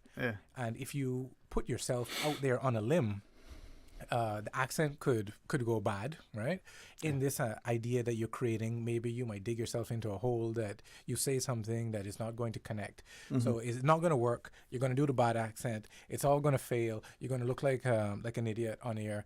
All of these alarm bells are going off in your head. Don't do it. Don't do it. Don't do it. And then you have to have this other muscle that goes, shut up. I'm going to do it. So this muscle is developed by repetition, by constantly trying, sometimes failing, sometimes succeeding, and realizing that the world didn't end. I did something, it didn't work, the world did not end. So the next time you become a little less fearful, and then in a writing session, some of these professional writers that write for these sitcoms, they sit around a table and they spitball ideas. 90% of them end up on the floor, but the 10% that's curated are obviously valuable enough that some executive is saying, "Hey, I'm willing to put $500,000 per episode into this to I think it has legs." But if the writer held back the 90%, the actual good would have never. So you have to be willing to fail. In essence, and I've failed a lot. I've made tons of mistakes professionally, in the public eye. I've gone up and I've done shows where you have a bomb on stage. Hey, you won't feel a feeling like there's huge highs and huge lows. And when you go home in the night, boy, you look at yourself in the mirror and you chastise yourself. But you have to feel that. You have to know what that's like. Yeah, my mom always says, nothing beats a try but a failure. And I look at our society today and I ask ourselves, to what extent? Not only are we self-censoring, but are we in our schools and homes and the wider community creating an environment where we limit our children, not just their creativity and expression, but we actually limit their exploration, their adventure, their sense of accomplishment, because we somehow tell them that they're less than, sometimes consciously. And I wonder if that's deliberate, and I wonder when that's coming from the coach, the teacher, the Sunday school teacher, or whomever. We put limits on people. So if I see a young man coming up saying he wants to do music, and I say, "Hey, young man, don't do that. Just do that in your spare time. Do that as a hobby. Go and get a degree. Because you. So this is him telling. This is me telling him I couldn't do it. I am telling him my ability. I couldn't do it, so therefore you can't do it. So when the kid is running on the playground, going to jump on the monkey bars, and the mother comes out and says, "Hey, don't do that. You can fall down." She's telling the child, "I would fall down." Yeah. Let the child fall a couple times. Teach them, right? Yeah, man. Let them fall. Yeah, but we've created anyway. We got a call. I'm speaking to Matt Brown. Some of the things to discuss, but let's take this next call. Hey, welcome. Thanks for sharing. Hello. Good afternoon. Hi. How are you today? Hey, no, I'm great. I just had a quick question about the show because last year it was hysterical. And has it been updated in terms of, it was a little bit, I remember initially about the governor that was leaving and what was he going to take with him and all this stuff. And so is this updated? Or No, I would I'd chastise love myself. to see it again. I would beat myself in the back. You see those people that are punishing themselves, I would do that to myself if I were to put one joke that was in last year's show in this year's production. This is a completely new show, and I am so glad that you enjoyed yourself last year. I can't wait to see you back. I need you to bring an inhaler this year, okay? Because some of the jokes might have you choking, so you need to go and get a prescription for one of them asthma pumps. Brother. Yeah? I really can't wait. I mean, I was just looking, thinking, wait a minute, is this year for sure? But anyway, yeah, I'm going to get tickets like right away, today or tomorrow. So All right, well, I'm looking forward to it. So thank you very much for doing another one. Oh, we appreciate it, and we appreciate your business. And we will see you and all your friends and your co-workers. Right. Yeah, I'm going to bring my son, and we could use some laughter these days, I tell you. There you go. Thank you, and you actually have a good afternoon and a safe week, all right? You too. Okay, honey. Take care. And this is where the person that's called just allows us to be able to ask what the show would be like, and we know, but we get a chance. This is new. Year, we want to talk about. We got to talk about immigration, the third pillar of our economy. That is the one of the biggest breadwinners for our government. So we have to push at the issue of work permit approvals, and then we got to touch about a bit about NAU. Because we have Caymanians that can't get jobs, and then the immigration gets money, and then some of that has to trickle down back to NAU. So you can give the Caymanian that couldn't get the job some gift cards, so he can go back to Foster's, and this cycle continues. Or we give PR or status, and then they go up straight to NAU. Yeah, man. I mean, it's a beautiful system we got. So we're going to talk a bit about immigration. We can talk about the $50 million school in Cayman Brac. If you don't know, we're building a beautiful school of marble and gold leaf decorations. We're going to have chandeliers from the ceiling that were imported from France. And we're going to have the best physiotherapists there in PE to rub all the knots and pains out of these football students. We're going to have maybe 3 50-meter pools. So all come hear all about the new $50 million school happening in Cayman Brac. All right. You sound like you want enrolled today. Man, let me get you an application. I'm going to hook you up with a seat. Listen, the student to teacher ratio is so good that we think that we might be able to get you private tutoring for your whole you got more teachers and students. Yeah. Gee, Matt, one of us work for government, the other one is me. All right. Beautiful. And the one, I was listening to the Honorable Premier, Ms. Juliana O'Connor Connolly, on the radio, saying that people talk. She is one of these personalities that she understands. This is how it works. Yeah. Let the people talk. Because I'm sure it'll be a nice school. For $50 million, it's going to be a nice school. You know what? Let's pause. She know where to spend the money. Yeah. We've got a quick break to take. We come back, we talk to Matt, and, we'll share with you. Stay tuned for Talk Today. You deserve a unique vacation this year, one with easy non-stop flights from Cayman. Cayman Airways offers more non-stop flights to and from the Cayman Islands than any other airline. Now you can add Panama and Los Angeles to your travel bucket list. Skip the hassle of connecting flights. Panama is just a 2-hour non-stop flight from Cayman. And Los Angeles? Get there in less than 5 hours non-stop aboard Cayman Airways. Call 949-2311 or visit CaymanAirways.com to book your Los Angeles or Panama getaway today.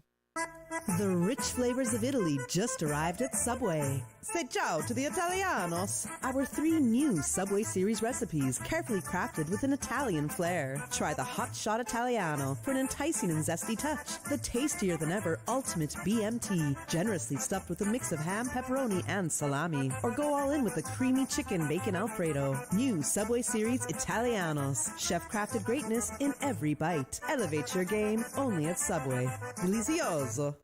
Did you know that Doctors Hospital provides urgent care services 24 hours a day, 7 days a week? And Doctors Hospital's urgent care physicians have access to the most advanced MRI and CT imaging in the Caribbean, providing reliable diagnostics when you need it most. When you need quality urgent care for an illness or injury, Doctors Hospital is here for you 24/7. Whether it's a migraine, chest or abdominal pain, shortness of breath, broken bones, or another urgent need, Doctors Hospital at the top of Walker's Road. Urgent care right now.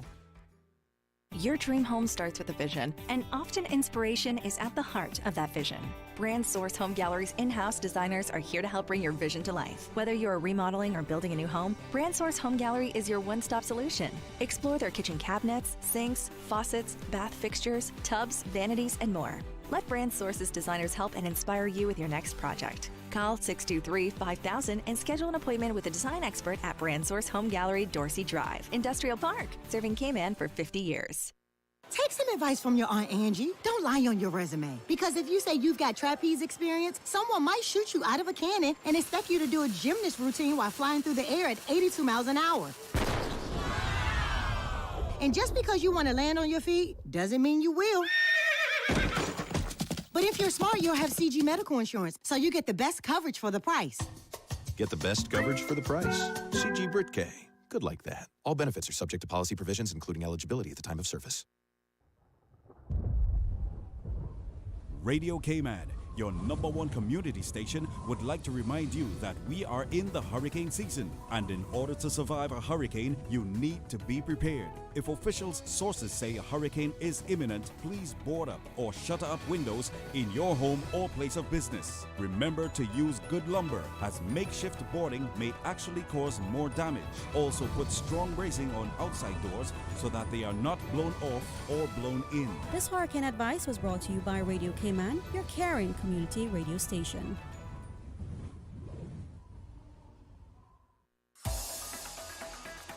Radio Cayman's Talk Today.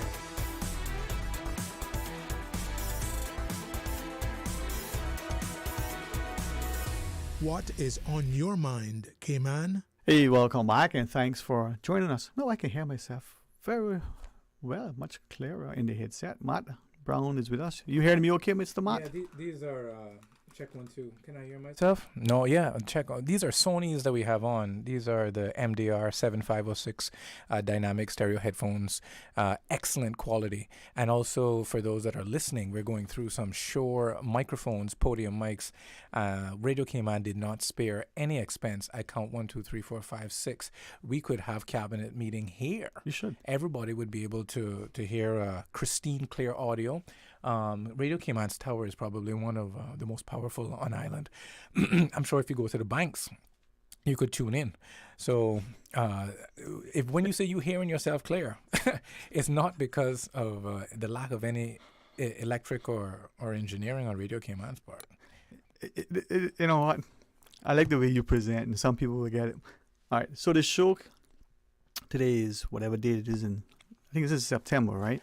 So when is the show starting? All right, so we are on for 3 weekends, and I just have to ask the public to please get your tickets early, get your tickets online. Last year we had some scenarios where people would show up to the door, and then the event was at capacity, and due to the limitation of the amount of seats in the Harquail and fire safety, whatever reason, we cannot accept, just everybody who wants to come in. There's not a line sign where there are no doors and everybody can just run out. Okay, this is a building that has a maximum. Maximum capacity.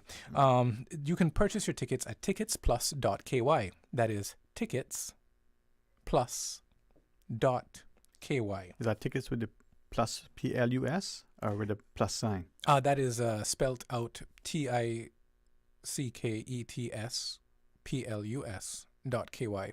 And then on there you should be able to find the What Happening flyer or logo and scroll to the bottom of the page. Sterling, if I read you some of the comments, let me see if I can read you some of these comments. Can you? From my Facebook page, because these the What Happening Facebook page is just filled with people talking about how they can't buy tickets. That just all of the comments. I tried to buy a ticket. I can't buy a ticket. Something wrong with my ticket. Something I need. And then they go to the CNCF down the back. They knock on the door, and then so I think you have to create an account. If my mind serves me correct, you have to go to Tickets Plus and then put in your email. Can we get tickets at the door? I had to reply to that. Please buy them online. I would love to purchase real tickets, the good old-fashioned way, please, ? See, I support that too. It did not work with either by Google or Facebook account. You might have to do a skit on this. Okay, next person. I just tried to purchase tickets, but the website said no tickets on sale at the moment. I don't know what's going on there. Another person, where can we purchase tickets? Or another person, is it kid friendly? I told them it's a mixture of Barney and Terminator 2. Sorry. Arg, the tickets are not added to my cart. Why no?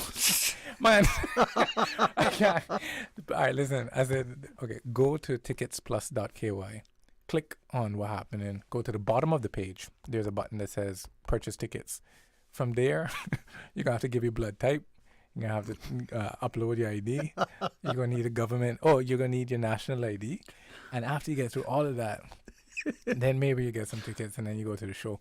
So we're on 3 weekends, September 27th, Friday, Saturday, Sunday. On Saturdays, we have a matinee, Sterling. We're doing the matinee. Yeah. Yeah. So you can leave church and come right across. Yeah, if you're 7 day and you need to get up for any reason. But we're on at 4 p.m. on Saturday for a matinee show. If there's some reason why you need to do that, maybe the kids want to go to bed early. Is it a kid show? No. Is it for kids? Are we doing this for children? No. This is for adults. However, it is safe. Yeah. According to me. So... we know you give your child a phone in the church. So my line is very different from your line. If you would take your kids to a PG-13 show, you can bring them to this. There's no swearing. There's no cursing. Is there adult themes? Yeah. If we talk about male and female, yeah. We talk about some of the genders that might be out there, yeah. So it's safe enough. But if you got a child that needs milk, and you gotta feed him and bring a baby bottle, don't bring that child. Yeah, don't bring children that need to run around and scream. But if your kid can appreciate, your kid will get the jokes. I'll make sure that your kid has a good time. 3 weekends, and then we're flying to Cayman Brack. So starting September 27th? Yeah, and then 3 weekends, yeah. That weekend, the one following and the one following? Yeah, up to October 13th, we are on at the Harquail. Okay. And... well, as you said, the times are there. There's a matinee, and we get tickets. Oh, tickets are limited. The ticket prices. Yes, that's what I was trying to tell you. So it's $25 for adults. It is $10 for children. Seniors are $15. Grown men that act like children are still $25. And if you are a senior, you can claim that you're a senior. I don't know. They might ID some people, but if you're on that edge that you got good skin. And you've been eating your vegetables, they might try to card you. Yeah, I can see some of my friends who, even though I know that they're 15, 20 years my senior, I look at them and go, man, you look younger than some students I teach. So some people, as you say, they got good genes and good skin, huh? That's it, bro. I saw a lady, she said that she was my relative. She's a brown. I ran into her not in your car, though. So people understand. It wasn't he met that he, I checking out at Ale Thompson, and she said, "Oh, I'm so and so brown. I can't remember her name right now." And she was asking me how my father was, and I said, "Oh, I tell him you said hi." I said, "So, what are you buying today for yourself?" She said, "No, this is for work." I said, "Work?" I said, "I thought you were retired." She said, "Me? At 85, I work by Plantana." I said, "Yeah." So she's still doing her work, but she looks amazing huh? for 85. Man. And it's that's that brown, that brown from the Brack. Yeah. That mental alertness and agility, that physical stamina and dexterity, because they are actively engaged, right? Now, I was concerned when you said she was in a hardware store and she was buying for work. I was worried there was rope and saws and stuff. I was getting kind of worried, but, What she had in there, I remember, a couple placemats and some was from their interior finishing section. Okay. Yeah, she was working in the office. She was buying those things. I'd be worried, I'm sure she could handle herself with a hammer. Yeah. But just back to let me think about the show. What I need to say. Mhm. We have an excellent cast. Michael McLaughlin and Leroy Holness are the heavyweights. So they've been on stage. Oh, you mean that they? Oh, I saw Michael recently. And Leroy's a heavyweight. Joel, what are you saying? Yeah. But we got a solid cast, and we're going to do a tribute to Dave Martins. Obviously, this year we lost Dave. He was one of the founders of Rundown, him and Mr. Matu.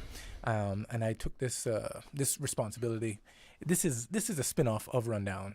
Mhm. Obviously, let me think by how to make an analogy. If you use the Beetle, the Volkswagen Beetle, and every year you just edit it slightly, that's what Rundown was. Let's say it was a Volkswagen Beetle.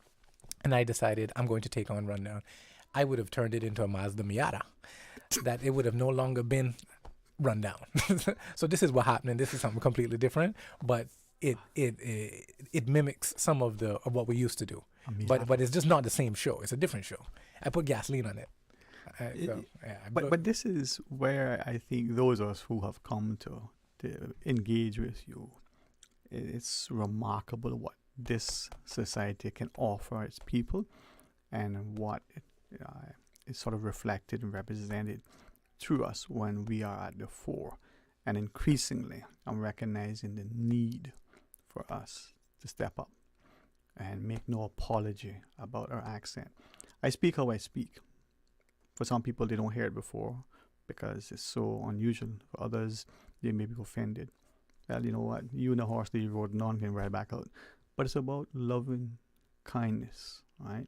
It's about reflecting, representing, and respecting. And I really appreciate, the hard work that you do. You make it look easy. I'm honored that, you can share with us. God's spare life. I want to be in the audience, not in the play, in no shape, form, or fashion, but to be there and laugh along, and not at, but with. Yeah, man. What can I say? In terms of what you were just saying, that sounded to me like a no apology remark that maybe a politician might put forward. That you got to be strong and have a stance. So if you want to hear some good political speeches, we got 4 candidates running for election, and this is what happening. So if you want to take down notes and say, see some lines there, we got some good. We kicking off the campaign season this September 27th.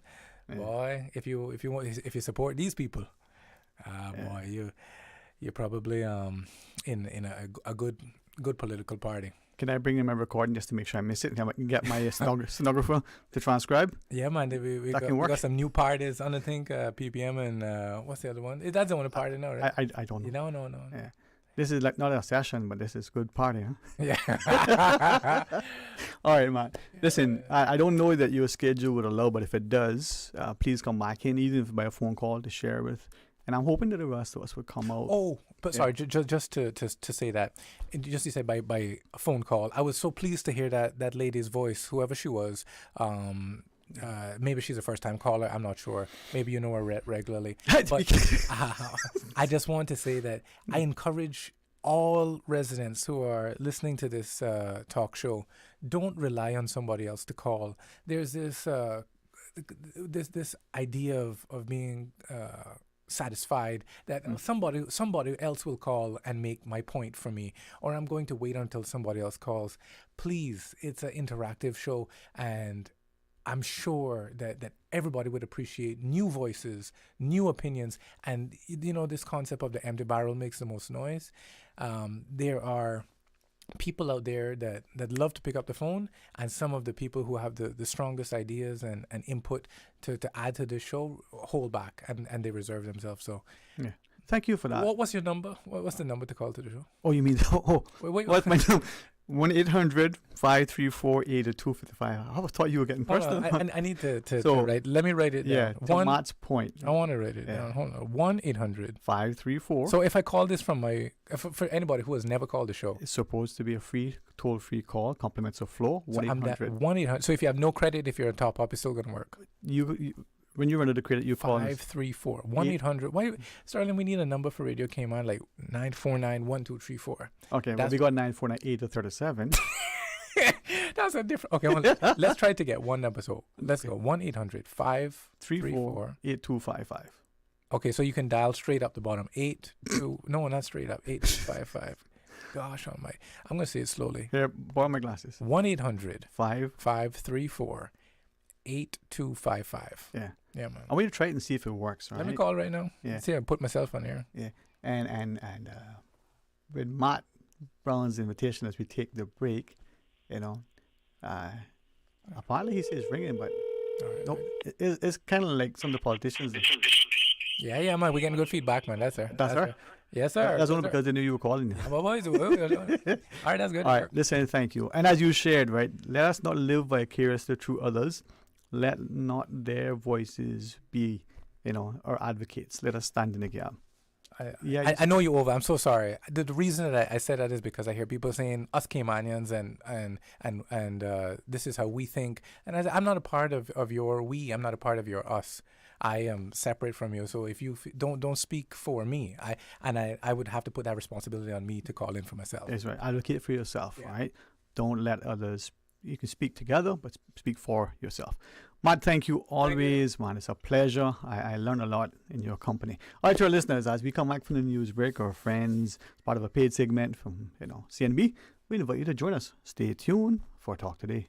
Covering Little Cayman, Kim and Bragg. Cover me. Radio Cayman in the Cayman Islands. From Radio Cayman's newsroom, this is Headlines. The headline news is brought to you by Kirk Market. With your latest headlines, I'm April Cummings. Consolidated Water CEO Rick McTaggart and CFO David Sasnet are scheduled to meet with institutional analysts and investors later this month in a series of one-on-one virtual meetings as part of the Janney Water Utilities Conference.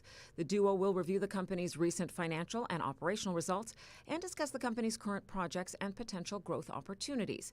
The company recently announced that it has increased its quarterly cash dividend 15.8% sequentially to 0.11 cents per share for the fourth quarter of 2024. In international headlines, the government of Guyana is seeking to expand its current trade and economic activities with the U.S.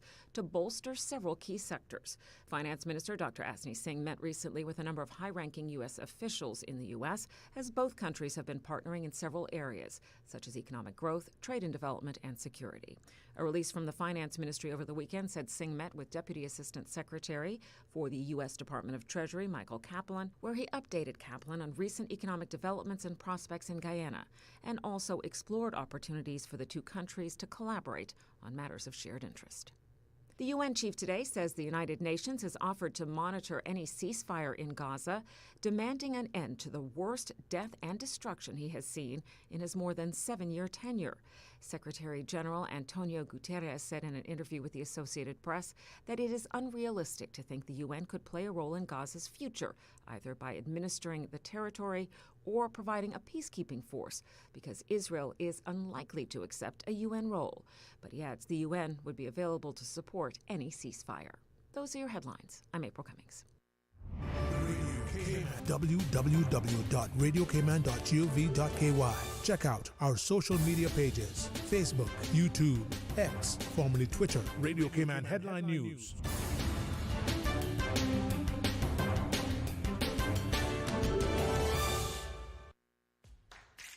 The DVDL Customer Support Unit is now open. Customers can book appointments for written and driving tests through DVDL's hotline at 945-8344. That's 945-8344. When it comes to weekly meal prep, I trust Kirk Market to provide the best value for quality proteins. The butchers at Kirk Market are super helpful. They always slice my steaks perfectly. Kirk Market has everything I need for healthy and flavorful protein-packed meals. From lean cuts of CAB choice beef, tender CAB prime beef, the juiciest pork, and all-natural hormone-free poultry, to their seafood section with everything from fresh local snapper to omega-3 rich salmon. I choose Kirk Market for the highest quality proteins to support my healthy lifestyle. Kirk Market. Eat well, live well, and discover a world of choice. 89.9 Radio Cayman helps you to weather the storm during this hurricane season. One of the most crucial elements of hurricane preparedness is storm awareness.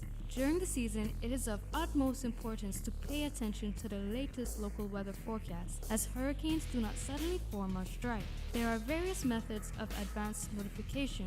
Utilizing such may be the difference between a favorable outcome and disaster. Both television and radio serve as excellent mediums with up-to-the-minute storm path information in the wake of a hurricane. Another method of tracking a hurricane may be only arm's length away. Your smartphone or tablet can be your most valuable tool before, during, and after a storm, providing countless numbers of apps with crucial hurricane information. Many apps allow you to track storms with moving radar and satellite imagery, plus offer alerts, current conditions, forecasts, advisories, and even video. This hurricane preparedness tip was brought to you by your community radio station, Radio Cayman 89.9 FM.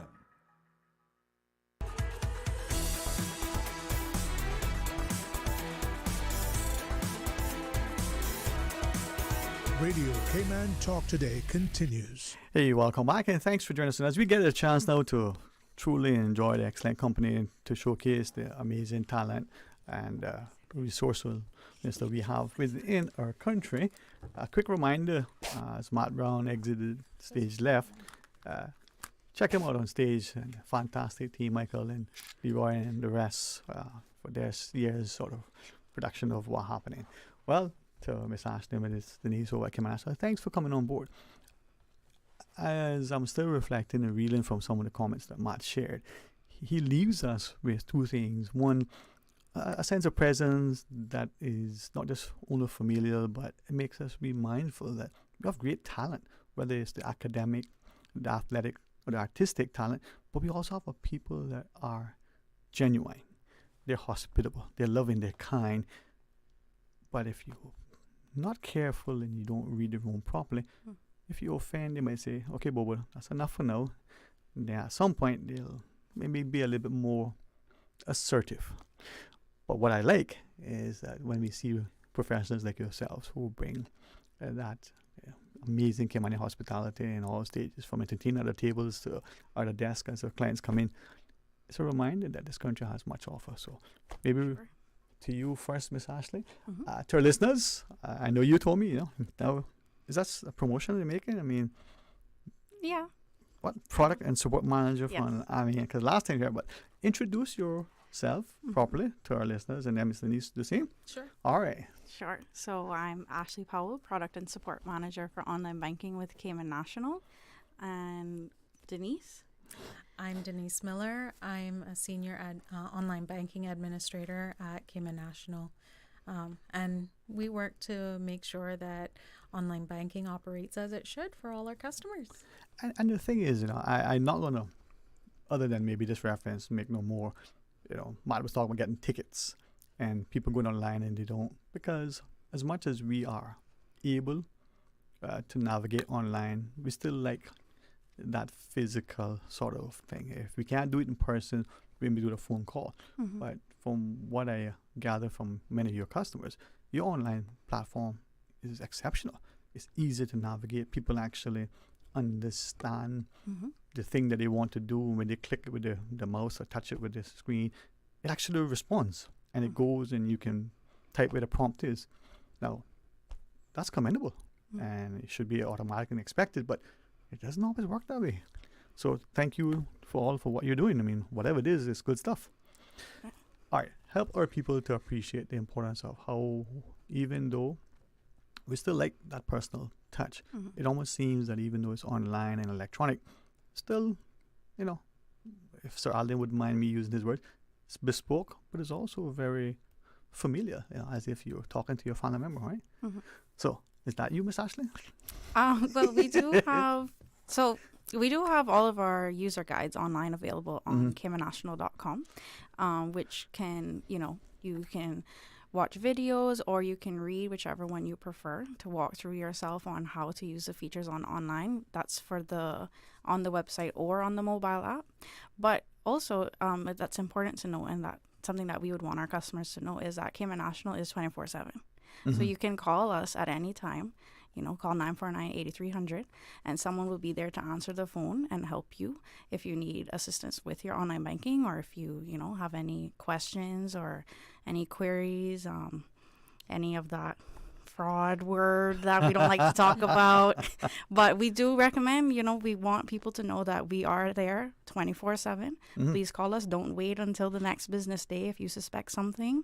We're there to help 24/7. And that's the thing, Mr. Denise, when it comes to the world in which we inhabit, it is, for some of us, our clients are in many jurisdictions and across many time zones, and it is 24/7 they better respond.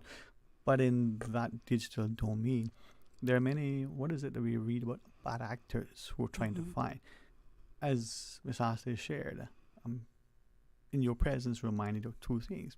The banking of Cayman in its infancy, there were women or mothers who started to go to work, or sisters, and in the 50 years since, so to speak, they've been the stalwarts in the industry. Here we have two very, very intelligent, dedicated young people who carry on that tradition, and in a technical area that speaks volumes. That's what is inspiring. So that young student who's looking at somebody that reflects and represents them in a STEM-like profession, they can look across the table and go, I see me. And that's awesome. Yeah, it is important. And Ashley can tell you a lot more about that, because Ashley has great credentials in cybersecurity and what you're talking about there. Yeah. Well, and thank you, because that's the other thing that, we don't do. We don't sing our praises because there's a sense of humility, right? But if people don't know, what was the real banker reminds us of the African proverb, not until the lion gets a biography, the hunter will always be the hero. Would you allow me to know, forget about anybody else, of your excellent credentials? Sure. I will say yes, that Cayman National is we very much support that Cayman kind. We very much support our Caymanians and their development. And so I've had the advantage of taking the benefit of that myself. So I started off with Cayman National actually in the IT department. And since then I've obtained my master's in cybersecurity strategy. And I was then transferred into the risk management department. And then very recently, I have made the decision to transfer into another department, which is the online banking department. I've been promoted into a managerial position. So, and all of that has been great. And I've had great support throughout my time at Cayman National. Yeah. So yes, I would say, as you said, they very much support those equal opportunities and those things in STEM, women in STEM, myself. Yes. And that is to go to say that, don't feel like I have a master's in cybersecurity, but now I'm the product manager for online banking. Yeah. It's not to say that I completely threw away my education, because all of the same concepts I'm able to apply in this new role. And although we're going to talk about banking, I'm glad that you'd allow me, and certainly take us where you want to go, because school is just getting on the way for this new term. Right. And I think too often as parents, we don't understand the subjects our children are doing. What is it that they need to do in order to get? And you think, you did this degree, therefore that needs to stay there. You have a law or accounting degree. You don't have to be working in a law firm or an accounting firm and doing just that. That prepares you. Just like your master's. I like the way Miss Denise, she just got a master's as if like, No, it was hard work. I won't lie. I went down and opened up a pack of Cracker Jacks. It was hard work. It really was. And I commend you for that. At the same time. Yeah. And it shows what we are made of. Just like in most cases, the fathers and uncles and grandfathers who went to sea, little or no education formally, and they were chief engineers and bosuns and they captains, but they did what they did with the best of them and held their own. Right, Ms. Denise? Yeah, it's very important. And, one of the reasons that we're here today is we want to talk a bit more about cybersecurity. So we want to focus on that type of education today. Yes. To try to, educate the listening public about, the kinds of things that they need to look out for, watch out for, and how to protect themselves better. It's very important. And Cayman National, in all aspects, as Ashley was saying, does support, upskilling our staff in whatever areas that they're in. And that's super important. So we want to go ahead and try to upskill the public today. Let's take that quick break when you come back, because oftentimes we don't understand that we don't know, but we are unwilling to ask. And it's in that lack of knowledge that puts us in a challenge, or we assume it doesn't everybody know not to click on that thing. And no. So when we come back, you can give us that sort of instruction and education, Ms. Ashley? Sounds great. Alrighty. And if you don't have your account open, well, go down, because I think John Lewis and the team are there waiting for you. All right, join us right after the break. Find your dream car with a Cayman National Vehicle Loan. Enjoy 100% financing, up to 8-year repayment, and a 7% fixed interest rate for the first 5 years. For eco-friendly cars, we'll waive your commitment fee.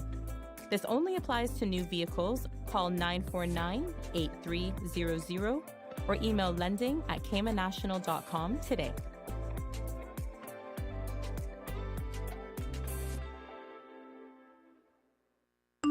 Did you know ordering your favorite sandwich from Subway just got easier? Yeah, picture this. No more waiting in line. No more fussing with cash. Just a delicious taste of Subway at your fingertips. With our new app, ordering your go-to sub is as easy as a few taps on your phone. Plus, receive exclusive deals and earn loyalty points with every purchase made on the app. Download the new Subway app today and get ready to ditch the lines and drive straight into your flavor. Visit the App Store or Google Play Store on your mobile phone and search for Subway Cayman Islands. Subway. Eat fresh. You deserve a unique vacation this year, one with easy non-stop flights from Cayman. Cayman Airways offers more non-stop flights to and from the Cayman Islands than any other airline. Now you can add Panama and Los Angeles to your travel bucket list. Skip the hassle of connecting flights. Panama is just a 2-hour non-stop flight from Cayman. And Los Angeles? Get there in less than 5 hours non-stop aboard Cayman Airways. Call 949-2311 or visit CaymanAirways.com to book your Los Angeles or Panama getaway today. Accidents and illnesses can strike without warning. Ouch! When it comes to urgent care, every second counts. At Doctors Hospital, we have a dedicated team of experienced doctors and nursing staff available to you 24 hours a day, 7 days a week. Don't waste time in an overcrowded emergency room when you need urgent care. Whether it's a broken bone, a severe infection, or a sudden illness, trust in Doctors Hospital's unwavering dedication to providing the best immediate care. For complete urgent care when you need it the most, choose Doctors Hospital, located in Georgetown, 16 Middle Road. Freedom, Cayman Brack. Freedom, Little Cayman. Soft breezes, blue waters, no traffic.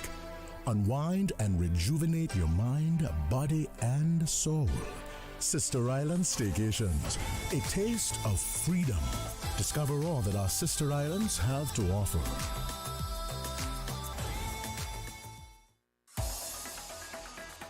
Radio Cayman's Talk Today.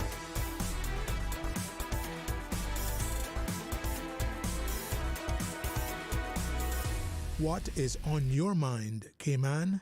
Hey, welcome back, and thanks for joining us. And I'm always honored to thank our fantastic sales team, whether it's Anita and Catherine and Ray, for helping us through, their hard work to showcase not just our corporate entities, but, their team members, to Ms. Ashley Powell, Ms. Denise Miller, specifically in Cayman, where we have this phenomenal history, this legacy, this heritage of strong women. We talk about the Iron Men, right, on wooden ships, but they'll all tell you that it wasn't their sisters and their mothers and the wives, even their daughters in some cases, a strong woman at home who was resilient, who had a resourcefulness, a resolve, who had a tenacity, a determination. That's what made us. That's who we are. It's not that it's a matriarchal society, or in any sense, it's just this thing. And the two of you. Well, I beg to disagree. That is why I said it. Miss Denise, this sounds like a conversation for another time. Definitely for another time. It is our strong women, right? And you're in an area that, despite being in the 21st century, is still probably male dominated. From the subjects in those early formative years of high school to those who probably have the qualifications of Miss Ashley. I don't have them to hand, but I know statistically there's a very small percentage of women. Yeah. And when they go to work, even less so. But you want it done right, you call a Caymanian and get it done right. And a Caymanian woman in particular, right? So cybersecurity, is it really as bad as it's out there? And are you as vulnerable? Or, well, what do we do to be safe? Well, that's a loaded question. There's a lot of things. I mean, depending on the type of threat, you know, but in relation to our Cayman National online banking, we do have our own protection systems in place, as in the bank has our own security systems. We have our monitoring. You know, we are checking if there's things that look suspicious, if you have a transaction that you wouldn't have normally done, things like that. Our teams are always being mindful of and watching out to help our customers. But our app in itself, or our online banking platform in itself, both on the app and on the web, they have our own security features that Denise can talk a little bit more about. Yeah, so as Ashley was talking about, you know, we do have a system that is monitoring, and we have people who are checking on that. But then we also have, you know, another thing that, you know, helps secure your devices and help secure your accounts. So it's what we call registering your device. So you need to have your Cayman National app downloaded on your device, whether that be, you know, your iPhone or your Android phone, or even a tablet. Have the app downloaded, and once you get signed in, we encourage people to register their devices. What that does is, you probably are all familiar with OTPs, or one-time passcodes.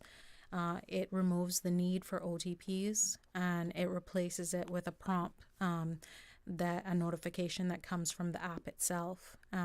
So if you try to sign in on the app on your phone, it'll use your biometrics, whether that might be your Face ID or a fingerprint, or if you set it up to use a PIN code instead. Would it have to be alphanumeric, or? Well, the PIN code would just be numeric. Okay.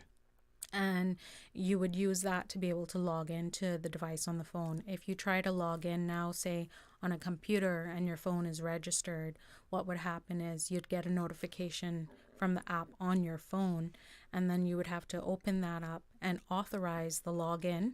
And once you've authorized the login on the phone, it will open up on the computer. Okay. Right? So what that does is it helps you to be able to know whether or not, you know, someone is trying to log into your details. If your details were somehow exposed, you know, maybe you got hacked or anything like that, and your login details somehow got exposed, that is an extra protection. Because what will happen is, if someone were trying to log into your online banking, you're going to get that notification on your phone, and you know that you're not doing it, so you can deny the login, and that would prevent anyone else from getting into the app. Right? So that's something that's very important that we try to encourage everyone to do to protect their accounts. If I then might ask, and it's probably obvious to this, but let's say the individual has registered the smartphone, but for maybe the size of the screen or convenience of the keyboard or whatever it is, sitting right next to that big fancy curved screen with it, and decides I want to uses the keyboard and the screen, but it's going to come to the phone. It's the same person. Yes. In order to continue, you need to then go to your phone right next to you and authorize it. Right. Okay. So what comes through is, once you've done your login and you said yes, you want to continue with that, a notification comes up on your phone. You click the notification, it opens up the Cayman National app, and it asks you basically, do you want to log in? Are you authorizing this login? And you hit the tick if you want to let it do that, or there's a symbol to deny it. You would click that if you wanted to deny it. But once you click the tick to allow it, what will happen is that it'll just open up on the desktop. Will it be simultaneous on both the phone? No, Okay. so it's not going to open on the phone. It's just going to allow the login on the computer. Can you register on the app more than one device? So you want your laptop, for argument's sake, or your desktop, and then your phone. You can do that? You can register more than one device, Okay. but it's whatever device that can have the Cayman National app downloaded on it. Okay. So that is very different from being able to log in on the website, right? So you might not be able to download the app on a laptop. You might, but you would be able to download it on, like, say, an iPad or tablet, a Right. phone. Okay. And you could download the apps on those. And then if I let me ask, there's some of us who believe, don't use your phone, use your desktop, or don't even use your laptop. Or in this instance, does it matter that device that you're using and is using your phone much more of a risk than, say, your laptop, or is that less than your desktop? It doesn't matter.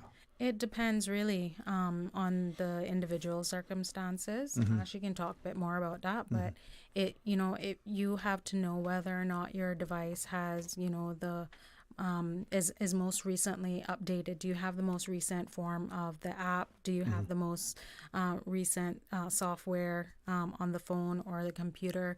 Do you have an antivirus on your computer? All those different things play into it.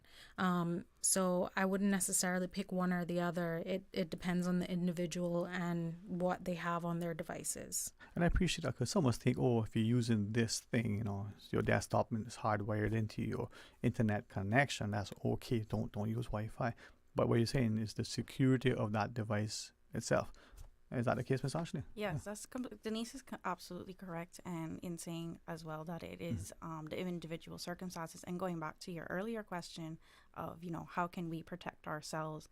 So as Denise would have said, having an antivirus on your computer, and smartphones nowadays come with their own antivirus, right? Things like, don't go to suspicious websites, don't enter your card details or account number. No one should be asking you for anything related to your online banking. Sometimes we've seen where, someone will say, can you send me a screenshot of your online banking? There would be no need to enter that to complete a transaction with a merchant. So it all depends, if you're on your laptop and browsing to risky sites, then I would not advise using that same device to log into your online banking. It may be obvious, but if you would indulge me for a second, there are again some who are using that device, but it's over Wi-Fi, so it's not, I call it hardwired into, the little port that comes out the wall. You guys know the terms of it. I call it the portable hardwire with thingamajigabop. So official term. Does it matter that you're at home, you're at work, you're using the Wi-Fi? Does that compromise your security? So let's say you're at home, right? And you have your service with your chosen internet service provider. It's the same internet, whether your laptop or your desktop is, connected directly to your router or you're using the Wi-Fi through your phone. It's the same thing. Okay. So no, it wouldn't make a difference in that instance. What we do discourage as a general security practice is don't use public Wi-Fi. Right? Because everyone can access that. So everyone meaning potential bad actors. Okay. So they could, try and, sniff your traffic. That's the technical term, sorry. Not that, okay. It's basically where they try and see, where you're, like, the connection between your phone and whatever website you're going to. They're trying to see what you're inputting, what you're typing in, and then that's how they could potentially steal your data. Can I ask if it's okay when you're talking about public Wi-Fi, just, maybe explain it? Because the first thing they do, and it's not just our children, I see some of us as adults for whatever reason, we go into the business establishment, we're going to sit down for, a time, and there's the free pass code there. Is that public Wi-Fi? Technically, yes. We do. So if it's password protected, it's a little tiny bit safer, but not if the password is available. Yeah, it's right there. I mean, it's on the wall, Yeah. Welcome to All You Can Eat 24/7. Password is All You Can Eat 24/7. Yeah. And it's not just that, too. It's like, you're traveling and you're using the airport Wi-Fi. Right? Or you go into, a restaurant and they have publicly available Wi-Fi that there's no password to, Mhm. right? You know, or you could be going to your telecom network even. Yeah. You know, and there's free Wi-Fi available. It's possible. So be very guarded about the free Wi-Fi that you're using. And if you are going to use that, definitely use a VPN, but it's just not recommended to use public Wi-Fi. If you can avoid that, avoid it at all costs. Or just switch to your data. Yeah. If you really need to check your online banking, we Yes. would encourage you to switch to your data before signing in. Yes. To Denise's point, thanks for bringing up the travel. So another great benefit of registering your device is that, like Denise mentioned, it eliminates that OTP, which would be a text message that you would normally receive. So if you're traveling, sometimes you don't get it. You know, there's roaming issues involved, whatever. Provider you're connected to over there, maybe you're not getting it. So if you register your device, as we said, it's just a prompt within your phone itself. So you eliminate that possible hindrance of not receiving the OTP because of and it roaming. From what I heard, that device then is the thing that Is the authenticator, Yeah, right. You don't need anything else because we now know, as you said, I would imagine that there are some of us, I guess in the case of that one-time password, even the device at home or that one device that we always use, sometimes you get that thing to say, hey, is that you? Are you trying to? Yeah, I'm always doing it. It's me. I'm at the same space. In this case, it is authentic. You now have it, verified. Makes sense. And also, worst case scenario, let's say your device is compromised in some way, right? Then someone could read that text message potentially. Yeah. We don't see that very often, but it is possible. Madam Speaker, that leads me to the supplementary. So you put your device down for some reason. You lost it, whatever. Someone picks it up. It's unlocked or whatever. They can get into it. Oh, Cayman National Online, and they go. Is there a second tier? Device is registered. It's in the hands of a bad actor. Maybe they just want to snoop and figure out what's there. They have the device. It's been authenticated by your network, and they decide to go into the account. Is there a second layer, my words, to protection? Well, the registering device is a second layer. So even if someone gets your phone and they try to sign in, they're going to need your fingerprint to authenticate to sign into the app to really push it through. So they can put in your username and password, say they got that some way. But even when you put in the username and password, they would then need your Face ID or your fingerprint or your PIN or your PIN. So you can use to get in there. So even though they have the phone, it's unlocked. However, but if they don't have this other piece, whether the fingerprint, the Face ID, or you say it's just numeric PIN, then they out of luck. They got all of that, then you've done a bad job with your stuff. Exactly. Yeah, don't give people copies of your fingerprints, Right?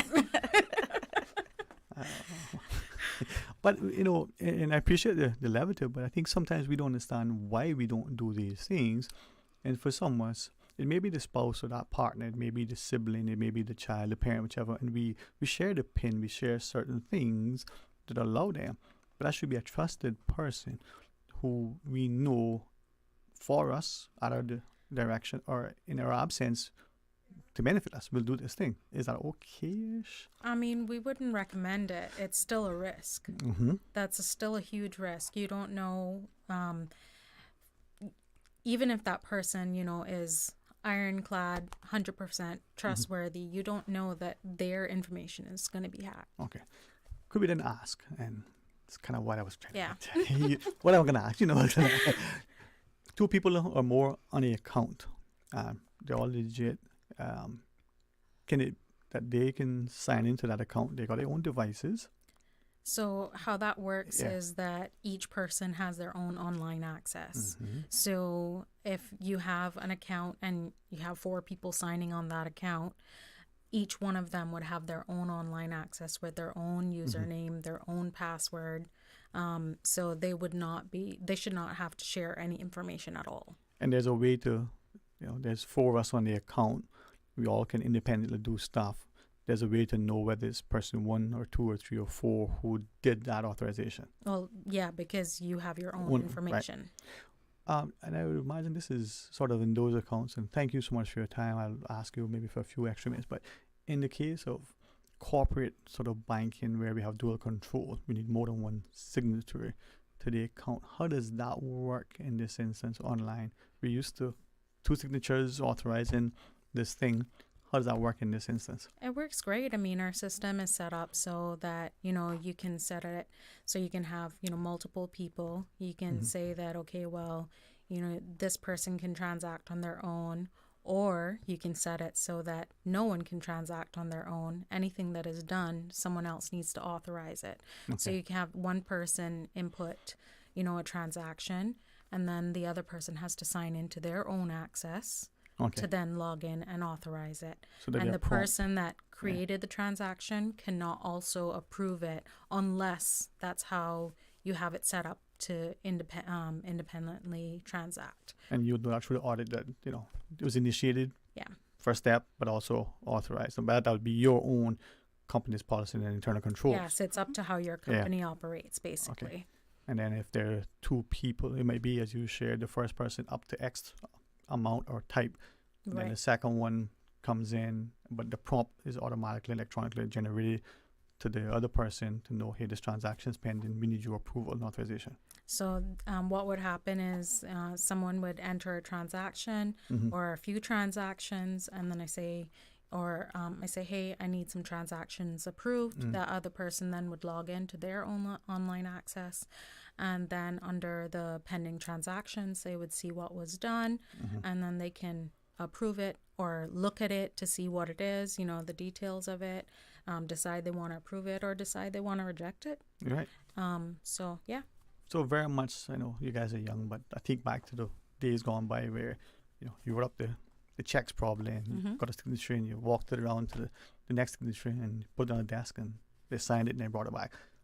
Same concept. It's the same concept, just faster. Yes. More instant, more control, more visibility. Because you, as Denise said, you could see, the type of transaction, the amount, the payee, all those things are there for you to review before you approve the transaction. Sounds easy. I mean, you guys make it sound easy. All right. Even me could do that. All right. As we close our discussion, again, I know we were talking about much, but I'm really, really honored that through you, others would be inspired, particularly as parents, as we look at our younger students and saying, hey, the careers are there and the opportunities exist. Anything else, Miss Ashley, that you may first want to share? And then, of course, Miss Denise. No, nothing. I just want to reiterate, like I said, we really do encourage our customers to go online, review our guides. It's there if you just want to read. It's there if you want to follow a step-by-step video. And again, Cayman National is 24/7. Don't hesitate to give us a call, 949-8300, if you have any questions or any concerns. I still remember the old number. Yes. Miss Denise. Yeah, all I really want to say is, make sure to be vigilant if you are getting a strange phone call and people are asking your personal details and you cannot verify who that is. Please hang up. Call the number that you know. And, you can ask whether or not anyone was trying to get in touch with you. And just be careful not to give out your information. Make sure that, you stay safe when you're online. And as Ashley said, if you have any questions or concerns or you feel that, your data may have been exposed somehow, please give us a call immediately, 949-8300, and someone will assist you. So is it www.caymannational.com? Is that the website? Yes. Yes. All right. Hey, thanks for encouraging, but also sort of reassuring that we can, whether locally as we sit, I like under the coconut tree with some coconut water, or whether we have to travel unexpectedly or frequently. Yeah. If we register our devices, we can make those transactions without the cost or delay or even, not even receiving that text message. And we can do it. Don't use the public Wi-Fi. Be sensible of what we're doing. Yep. Wow. Hey, even me might actually be comfortable. I can say it publicly. Those who I know who have used your site have found massive convenience and improved sense of security. So thanks for what you're doing. Thank you. All right. Hopefully, short order, you'll be back in with us and celebrating more of the 50 years, huh? 50 years. 50 years. I was just a young lad. please enjoy the rest of this day and the week, and let each moment be fulfilling. And to our listeners, we've got some good things to share with you, but I am honored to be a part of this wonderful community.